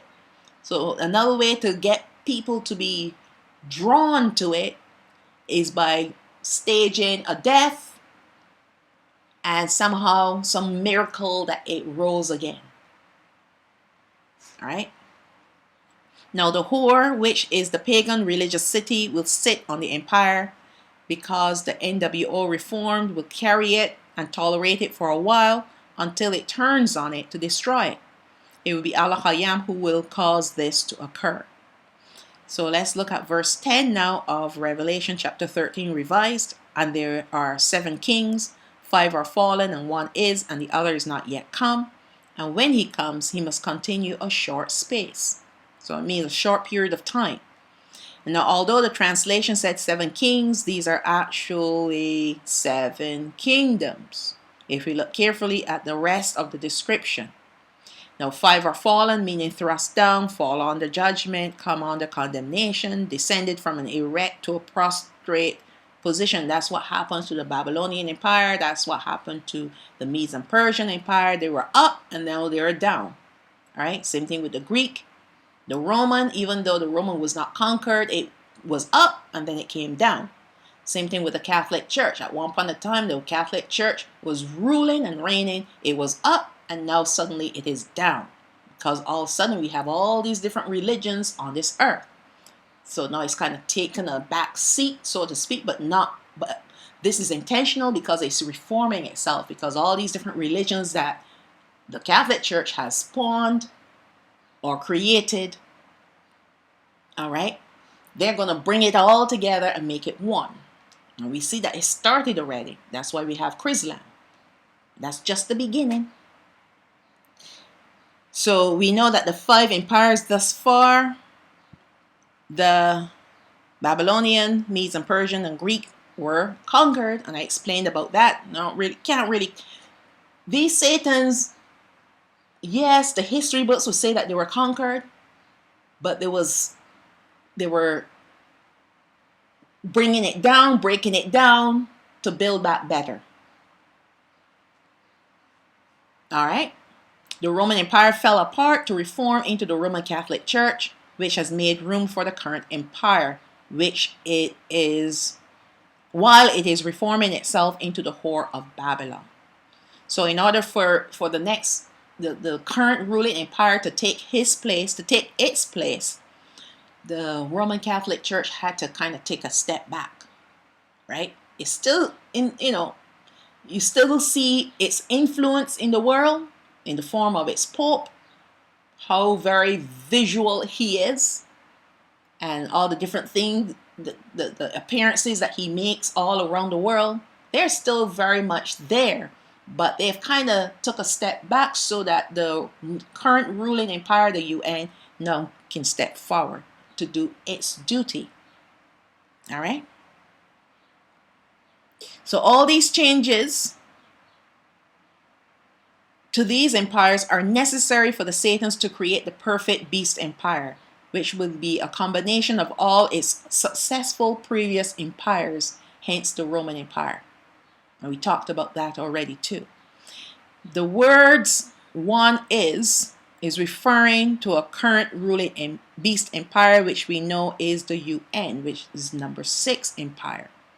And the other is not yet come, is in reference to the NWO, technology-based empire number 7. And when he comes, must continue a short space, which we know is 3.5 years, given to this beast empire, the NWO technology base, number 7, before it is devastated. It is Allah will put a stop to its reign. Now Yohanan was given this prophecy that was sealed until now, and at this point of time, when it is now unsealed, for us to understand how these Satans are operating through these entities. So let's take a look again at this sentence, because this is so important for us to understand in this verse 10.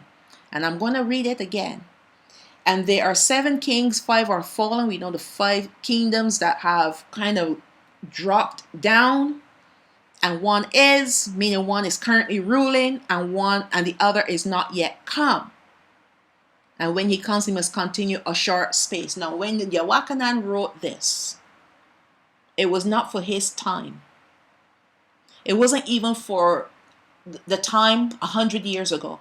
All this book was sealed, along with the prophecies. All the prophecies of the end times were sealed. All right, for a purpose. Because the people that is intended for, the generation that it was intended for, had not been born yet. Once we were born and we grew up, and now Allah has awakened us to who we really are, our true identity. Now it is at this place that we are at right here, right now, that the books that were sealed have been opened. So when Yohanan wrote this sentence, it is for this time period that we're living in right now. Because we're living at a time when 5 have fallen, 1 is, and 1 is yet to come. This is our time period. All right? This is our time period. It's not meant for another future. It is meant for the present time. All right? When this number 7 rises up, then this would be past. This prophecy would be past. But right now, as we are living and breathing, and we are looking at this sentence, we see that this sentence is speaking to us today. All right? When the Northern Kingdom rises up, and before the NWO comes to being, then they will see it as that as well. All right?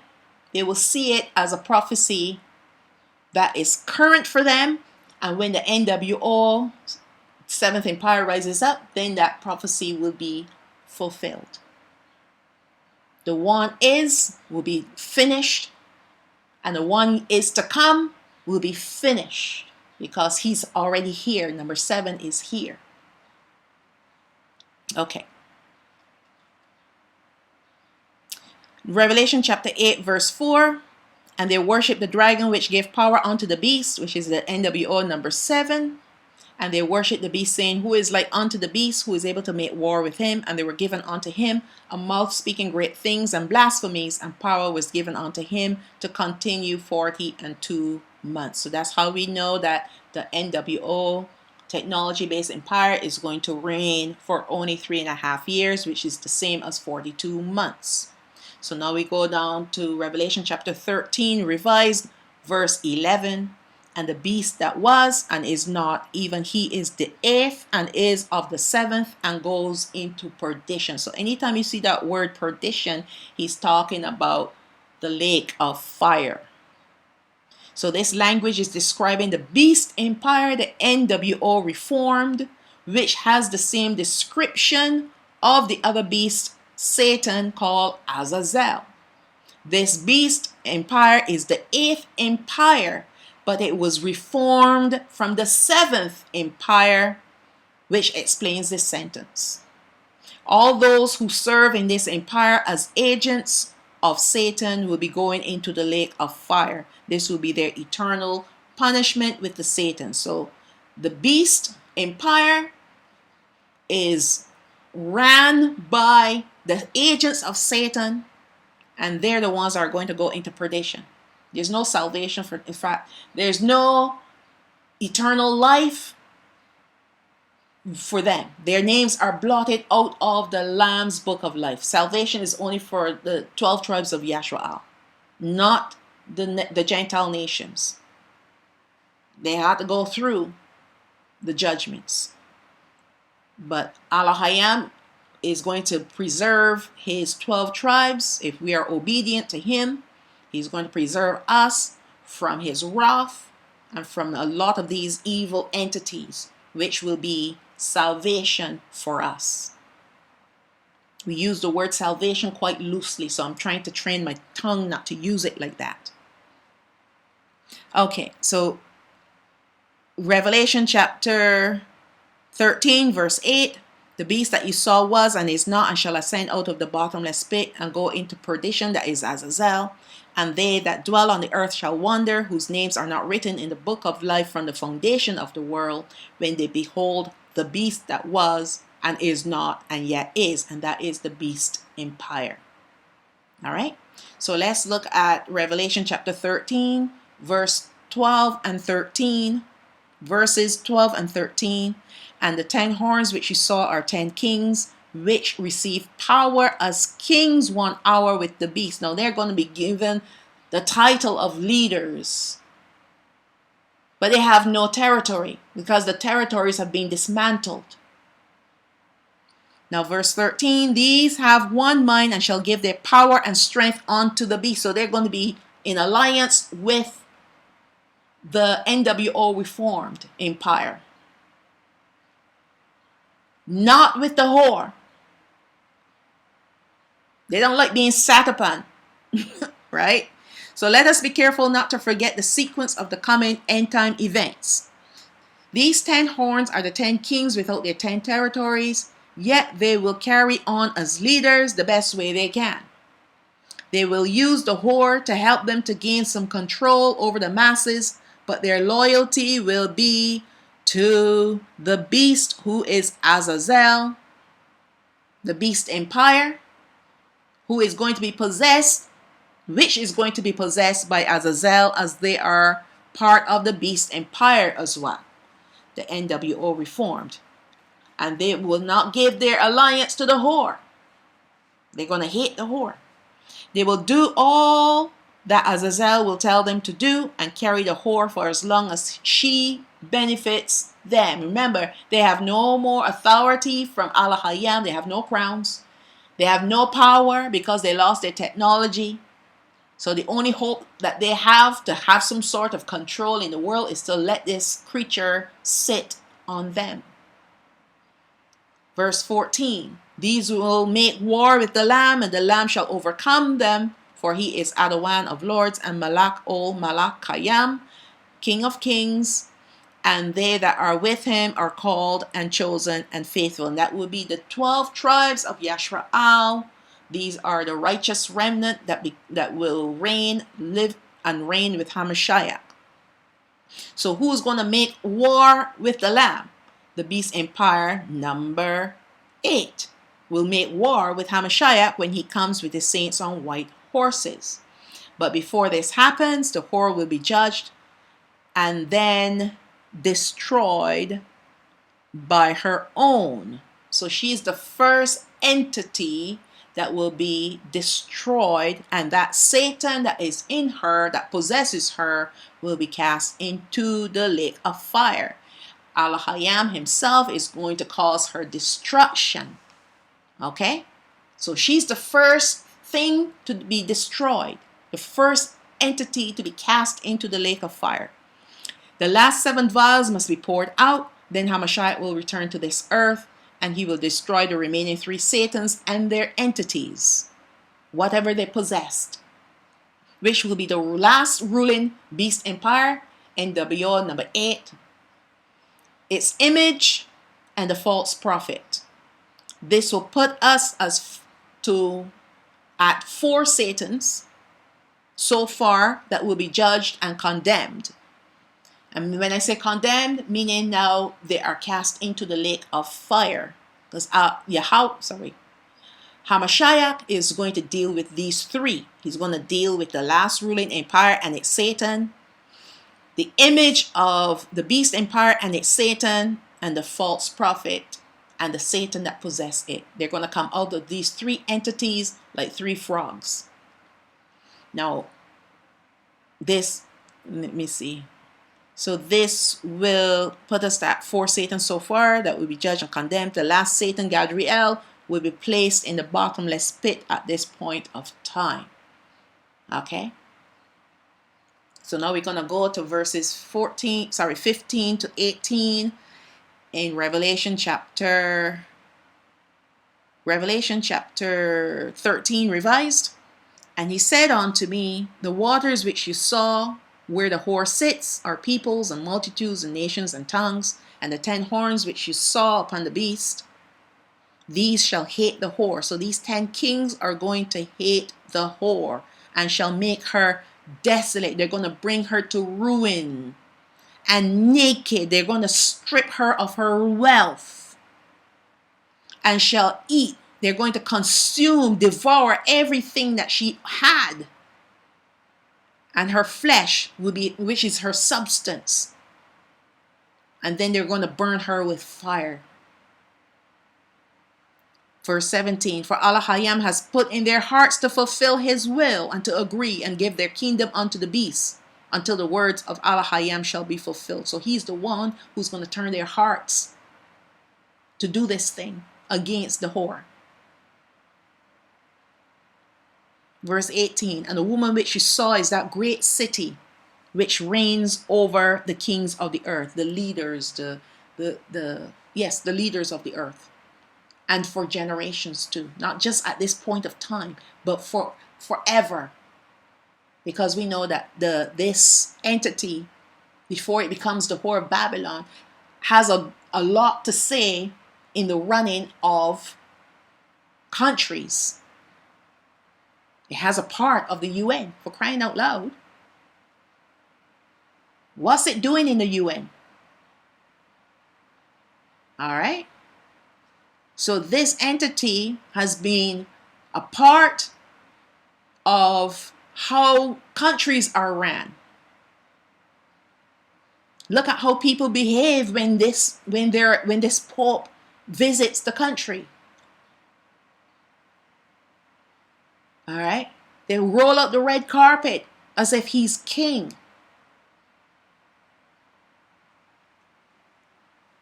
So this entity has been reigning over leaders of this earth. Now the whore will control the masses, countries, peoples, and multitudes through its pagan indoctrination into its one world religious system, and it will also be very wealthy due to commerce and trade. The 10 horns are kings, which will be acting on behalf of the Satan Azazel, will hate this pagan religious system and will pillage her, stripping her of her wealth and power and finally burning her to the ground. These Satans hate each other and only tolerate each other for their common goal. But they're running out of common goals now. Plus Allah is stepping in and turning tide on them. Turning them on against each other. To corrupt and or to destroy all that Allah has created. That was their common goal. But they're running out of common goals now. But they have finally reached the ending of their time allotted for destruction, and Allah will infiltrate them and cause them to turn on each other. He's very good at doing that, like he has done with many of the enemies of Yashrael in the past. And we're going to look at a couple of those situations. This whore will finally be laid to eternal damnation. What a day that will be. A fitting end to pagan religion. 2 Chronicles chapter 20 verse 22. And when they began to sing and to praise, Yahweh set ambushments against the children of Ammon, Moab, and Mount Seir, which were come against Yahweh. That's the tribe of, the southern kingdom. And they were smitten For the children of Ammon and Moab stood up against the inhabitants of Mount Seir. That meaning that they went to war against the inhabitants of Mount Seir. Instead of coming against the southern kingdom, they turned against each other, utterly to slay and destroy them. And when they had made an end of the inhabitants of Seir, everyone helped to destroy the other. Now, Ammon and Moab are brothers. They are the offspring of Lawat, who is Lot, from his two daughters who slept with him. So they are brothers. So they gang together against Mount Seir, and once Mount Seir was destroyed, then they turned against each other. All right? Verse 23. And when Jehoiada came toward the watchtower in the wilderness, they looked unto the multitude, and behold, there were dead bodies fallen to the earth, and none escaped. So they killed each other. They killed each other till there was none left. Ezekiel chapter 38, verse 14. This is a well-known scripture about the Gog and Magog. Therefore, son of man, prophesy and say unto Gog, thus saith Yahweh Elohim, in that day when my people of Yashrael dwell safely, this is the northern kingdom, shall you not know it? He's going to proclaim it. The whole world is going to know that these ones are dwelling safely in their own land. And he's going to put it in their minds to come out against the northern kingdom. Verse 15, and you shall come from your place out of the north parts, you and many people with you, all of them riding upon horses. Remember I told you no more technology, so no tanks, no airplanes, no nothing. Horses. A great company and a mighty army. And you shall come up against my people of Yashrael, this is the northern kingdom, as a cloud to cover the land. It shall be in the latter days. So that's how we know that these are the end times. He said it, the latter days. And they're riding horses. And I will bring you against my land, and the heathen may know me, that the heathen may know me when I shall be sanctified in you, O Gog, before their eyes. So he's going to use them to be sanctified before the eyes of the inhabitants of the earth. He's going to show his power to the whole inhabitants of the earth. So now the people will see this great mighty army, Gog and Magog, coming out against the northern kingdom. And they don't even have to rise up to go against these people. They don't have to do anything. Because Elohim himself is going to fight against them. He's going to come down and fight against these creatures, against these people, these armies. And now the world is going to see his power compared to the power of all these armies that came out against his people. So now the people, they have a choice to serve him or not to serve him. He's going to give them ample amount of opportunities to choose him. Why? Because he is powerful and no one can come against him. The same way they can marvel at the beast and say, who can make war against the beast? Why can't they say this about Elohim? Many of them will not say that about Elohim. They will still try to destroy his people and his son. Because they, in their hearts, they never loved us. They always hated us.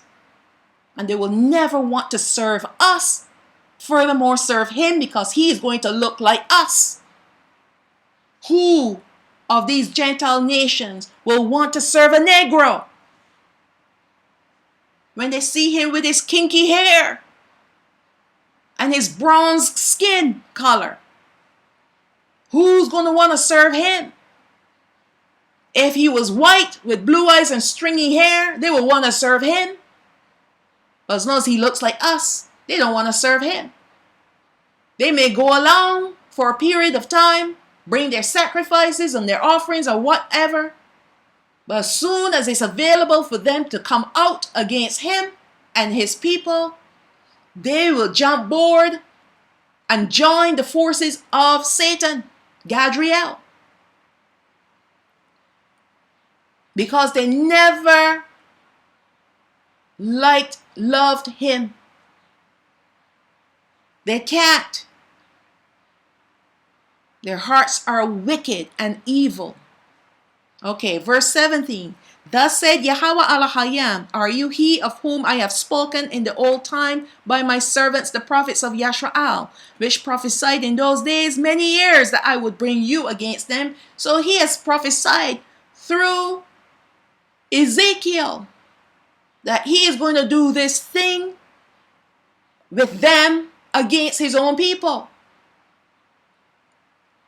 That's what prophecy is about.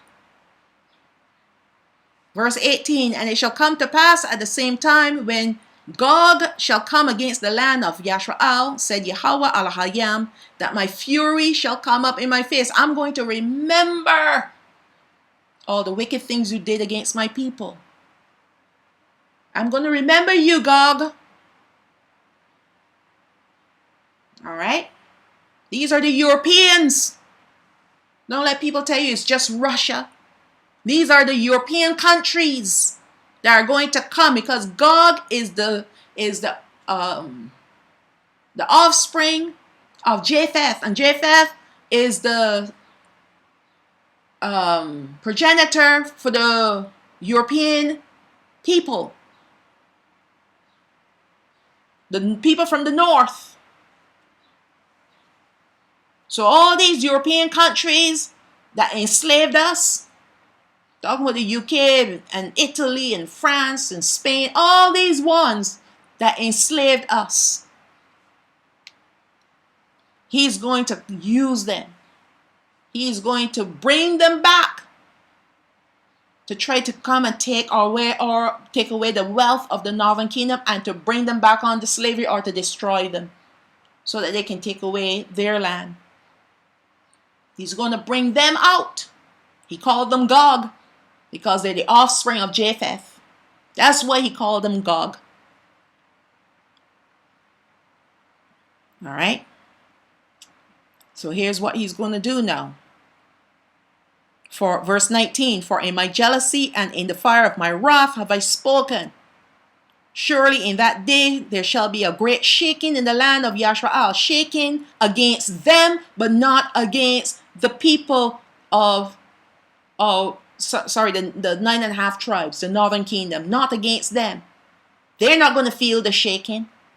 But these ones are coming in the mountains of Yashraal, and they're going to feel the shaking. The earth is going to feel the shaking. You know why? Because Alahayam himself is coming down. And anytime he leaves heaven to come down on the earth will have to shake. Even the heavens shake when he comes down. The heavens and the earth shake when he comes down. But he's coming down in anger, because these are the ones that enslaved his people and tried to destroy them from off the face of this earth.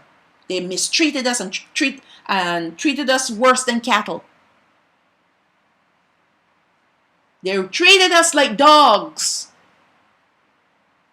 So he's now bringing that back to the forefront. He is now avenging us with these creatures, and he's going to destroy every single one of them.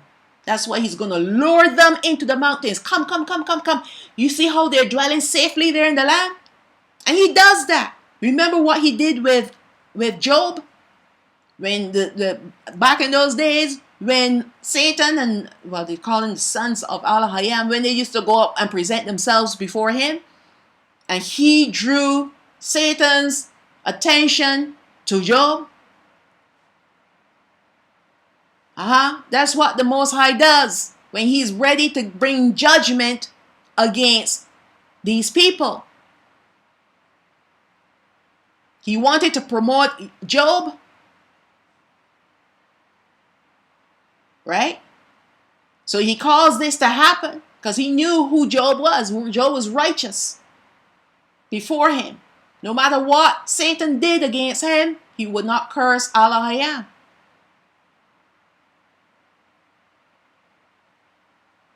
But the Most High, he can draw attention wherever he wants to draw attention. And he drew These people, he lured them into the mountains of Yashrael.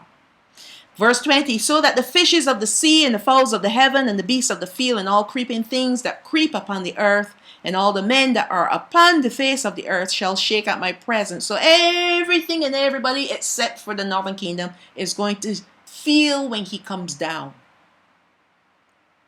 They're going to know that it is him.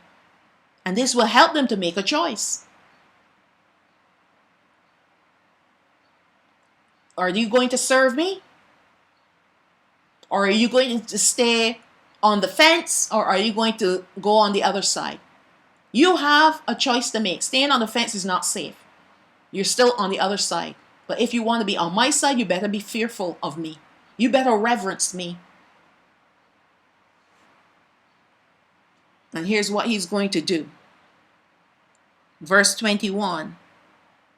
Sorry, I wasn't quite finished with verse 20. And all the men that are upon the face of the earth shall shake at my presence, and the mountains shall be thrown down, and the steep places shall fall, and every wall shall fall to the ground. He's not talking about in Yashrael. When he comes down, the whole earth is going to feel him coming down. All right?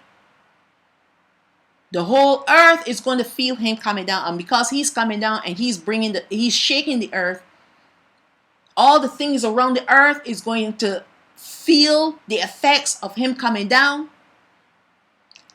causing the mountains to come down, the steep places to fall down, the walls to fall down. But this is not Yashrael. This is not where the 9.5 tribes will be. That's the only place on the earth that will not be shaken. And I will go this far to say this. They probably wouldn't even know that this is happening. Because they'll be dwelling in a place that is like the Garden of Eden, completely sheltered from these events. The multitudes, the armies, the Gentile nations can see them, but the 9.5 tribes can't see them.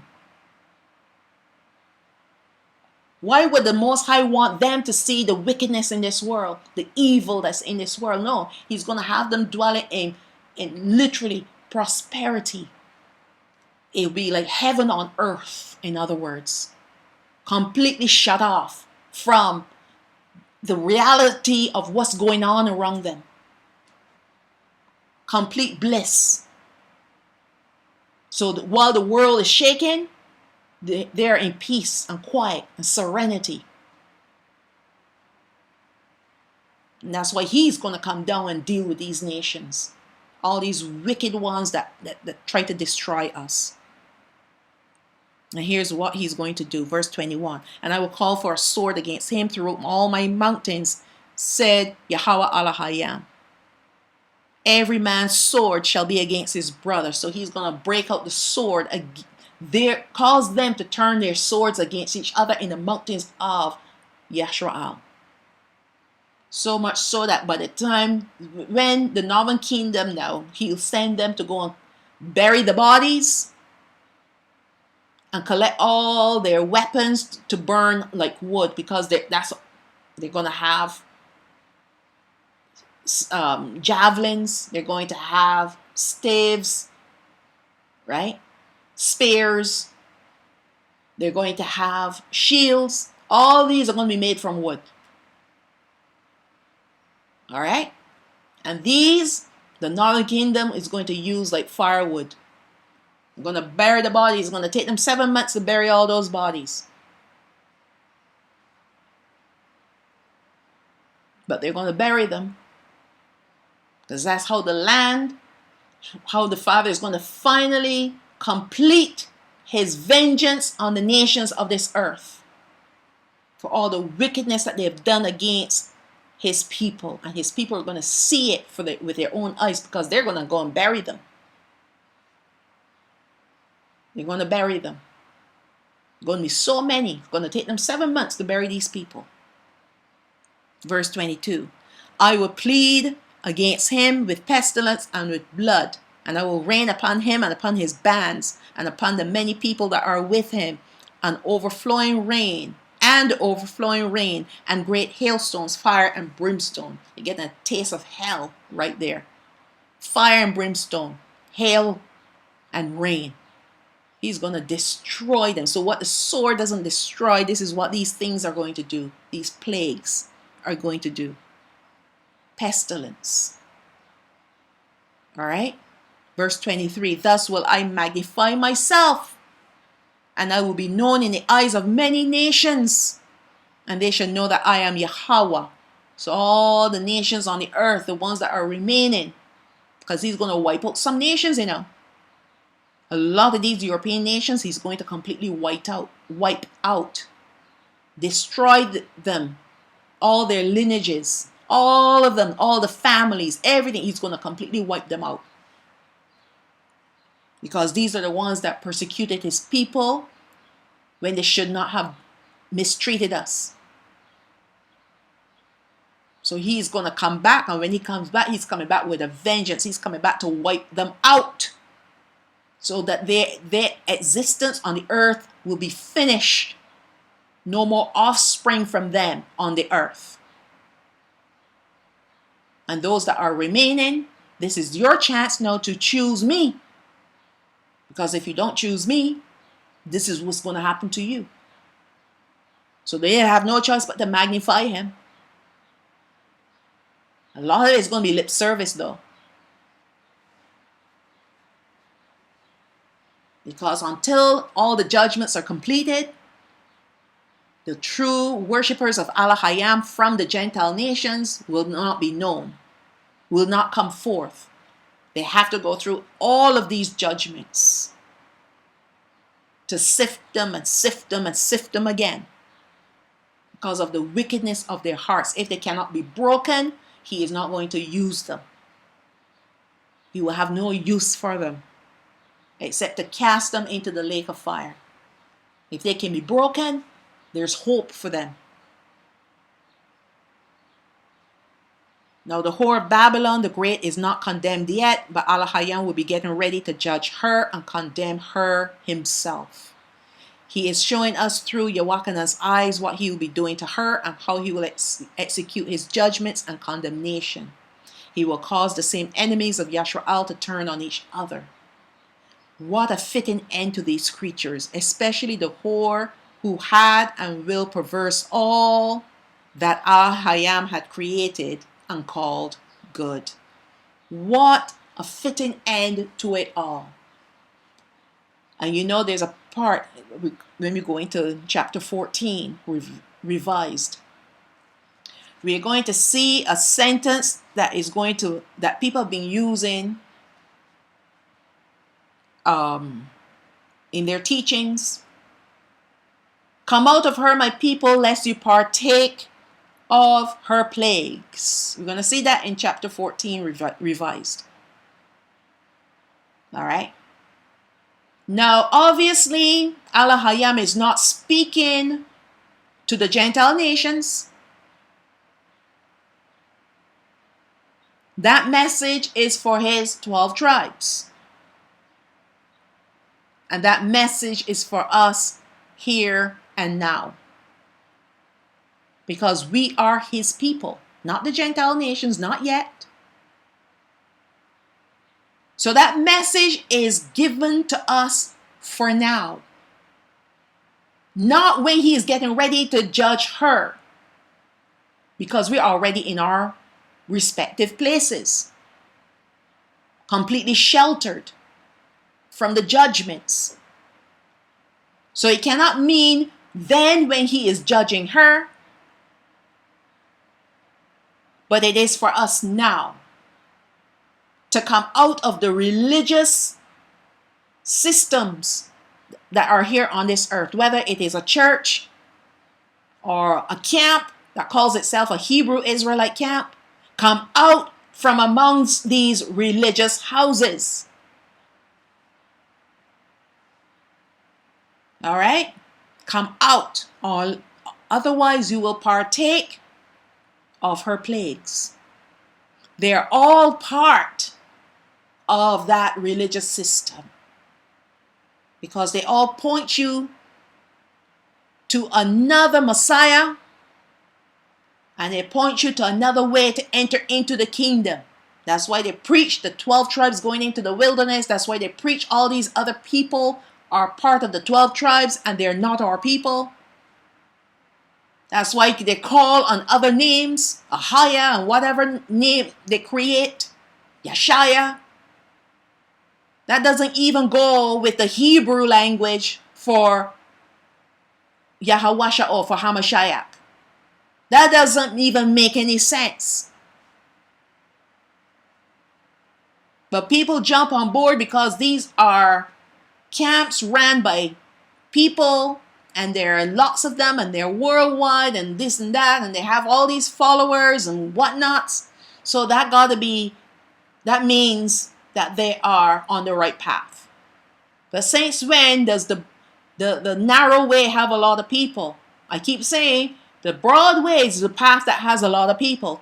So you're on the broad way with all these people thinking you're going in the right direction when you're heading straight to the lake of fire. The narrow way, only one person at a time is walking on this path, and when you look in front of you, when you look behind you, you don't see anybody. It's intended for it to be that way because he's sifting us individually. He's causing us to pass under the rod of his correction. He's inspecting us. See what's in our hearts. He's shaking us up to see what comes out of us. A lot of people aren't going to like my teachings. No, they're not. No, they're not. I talk about Hamashiach.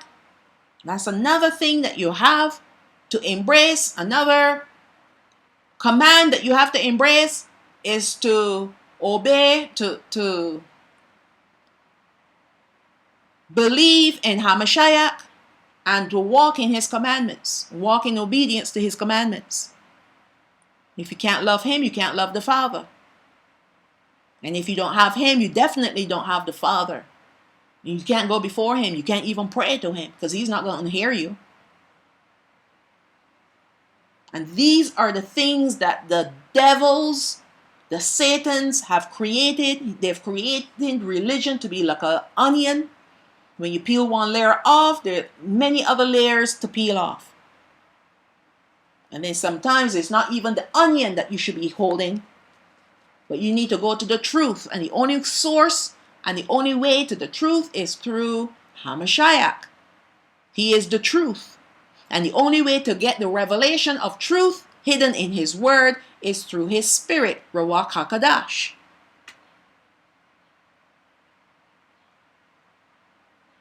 There's no other way. And this is what's coming down. This is what's coming against us.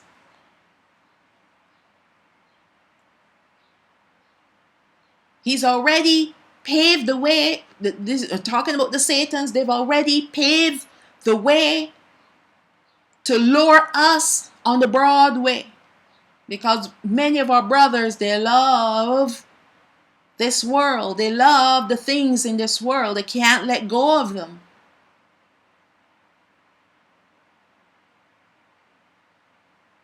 And they can't believe that what Allah Hayam has for us is better than all these things rolled together. All right. So that's the ending of part 2 of Revelation chapter 13 revised. There's going to be a part 3. We're going to look at the Whore of Babylon, the Roman Catholic Church. We're going to see it for what it really is. All right. I touched a little bit on it in the Beast of the Book of Revelation to show you how a lot of its symbols and beliefs, stems from ancient Egyptian religion. But you're going to see that it's more than just Egypt, more than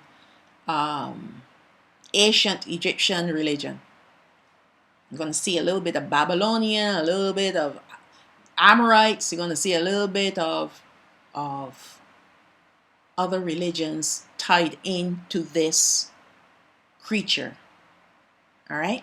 So what we're going to do, we're going to close with the blessing for Yashwa'al, the Barayam, chapter 6, verse 24 to 26, the book of Deuteronomy, chapter 6, verse 24 to 26. Yabarakak, Yahweh, Wayashamarak. May Yahweh bless you and keep you. Ya'ar Yahweh panayo alayak wa yachanak. May Yahweh cause his face to shine upon you and have favor upon you. Yasha'a Yahweh panayo alayak wa yosham lak shalawam. May Yahweh lift up his face upon you and give you peace. And I say, Shalawam, Shalawam, all praises to the Most High, Abba Yah.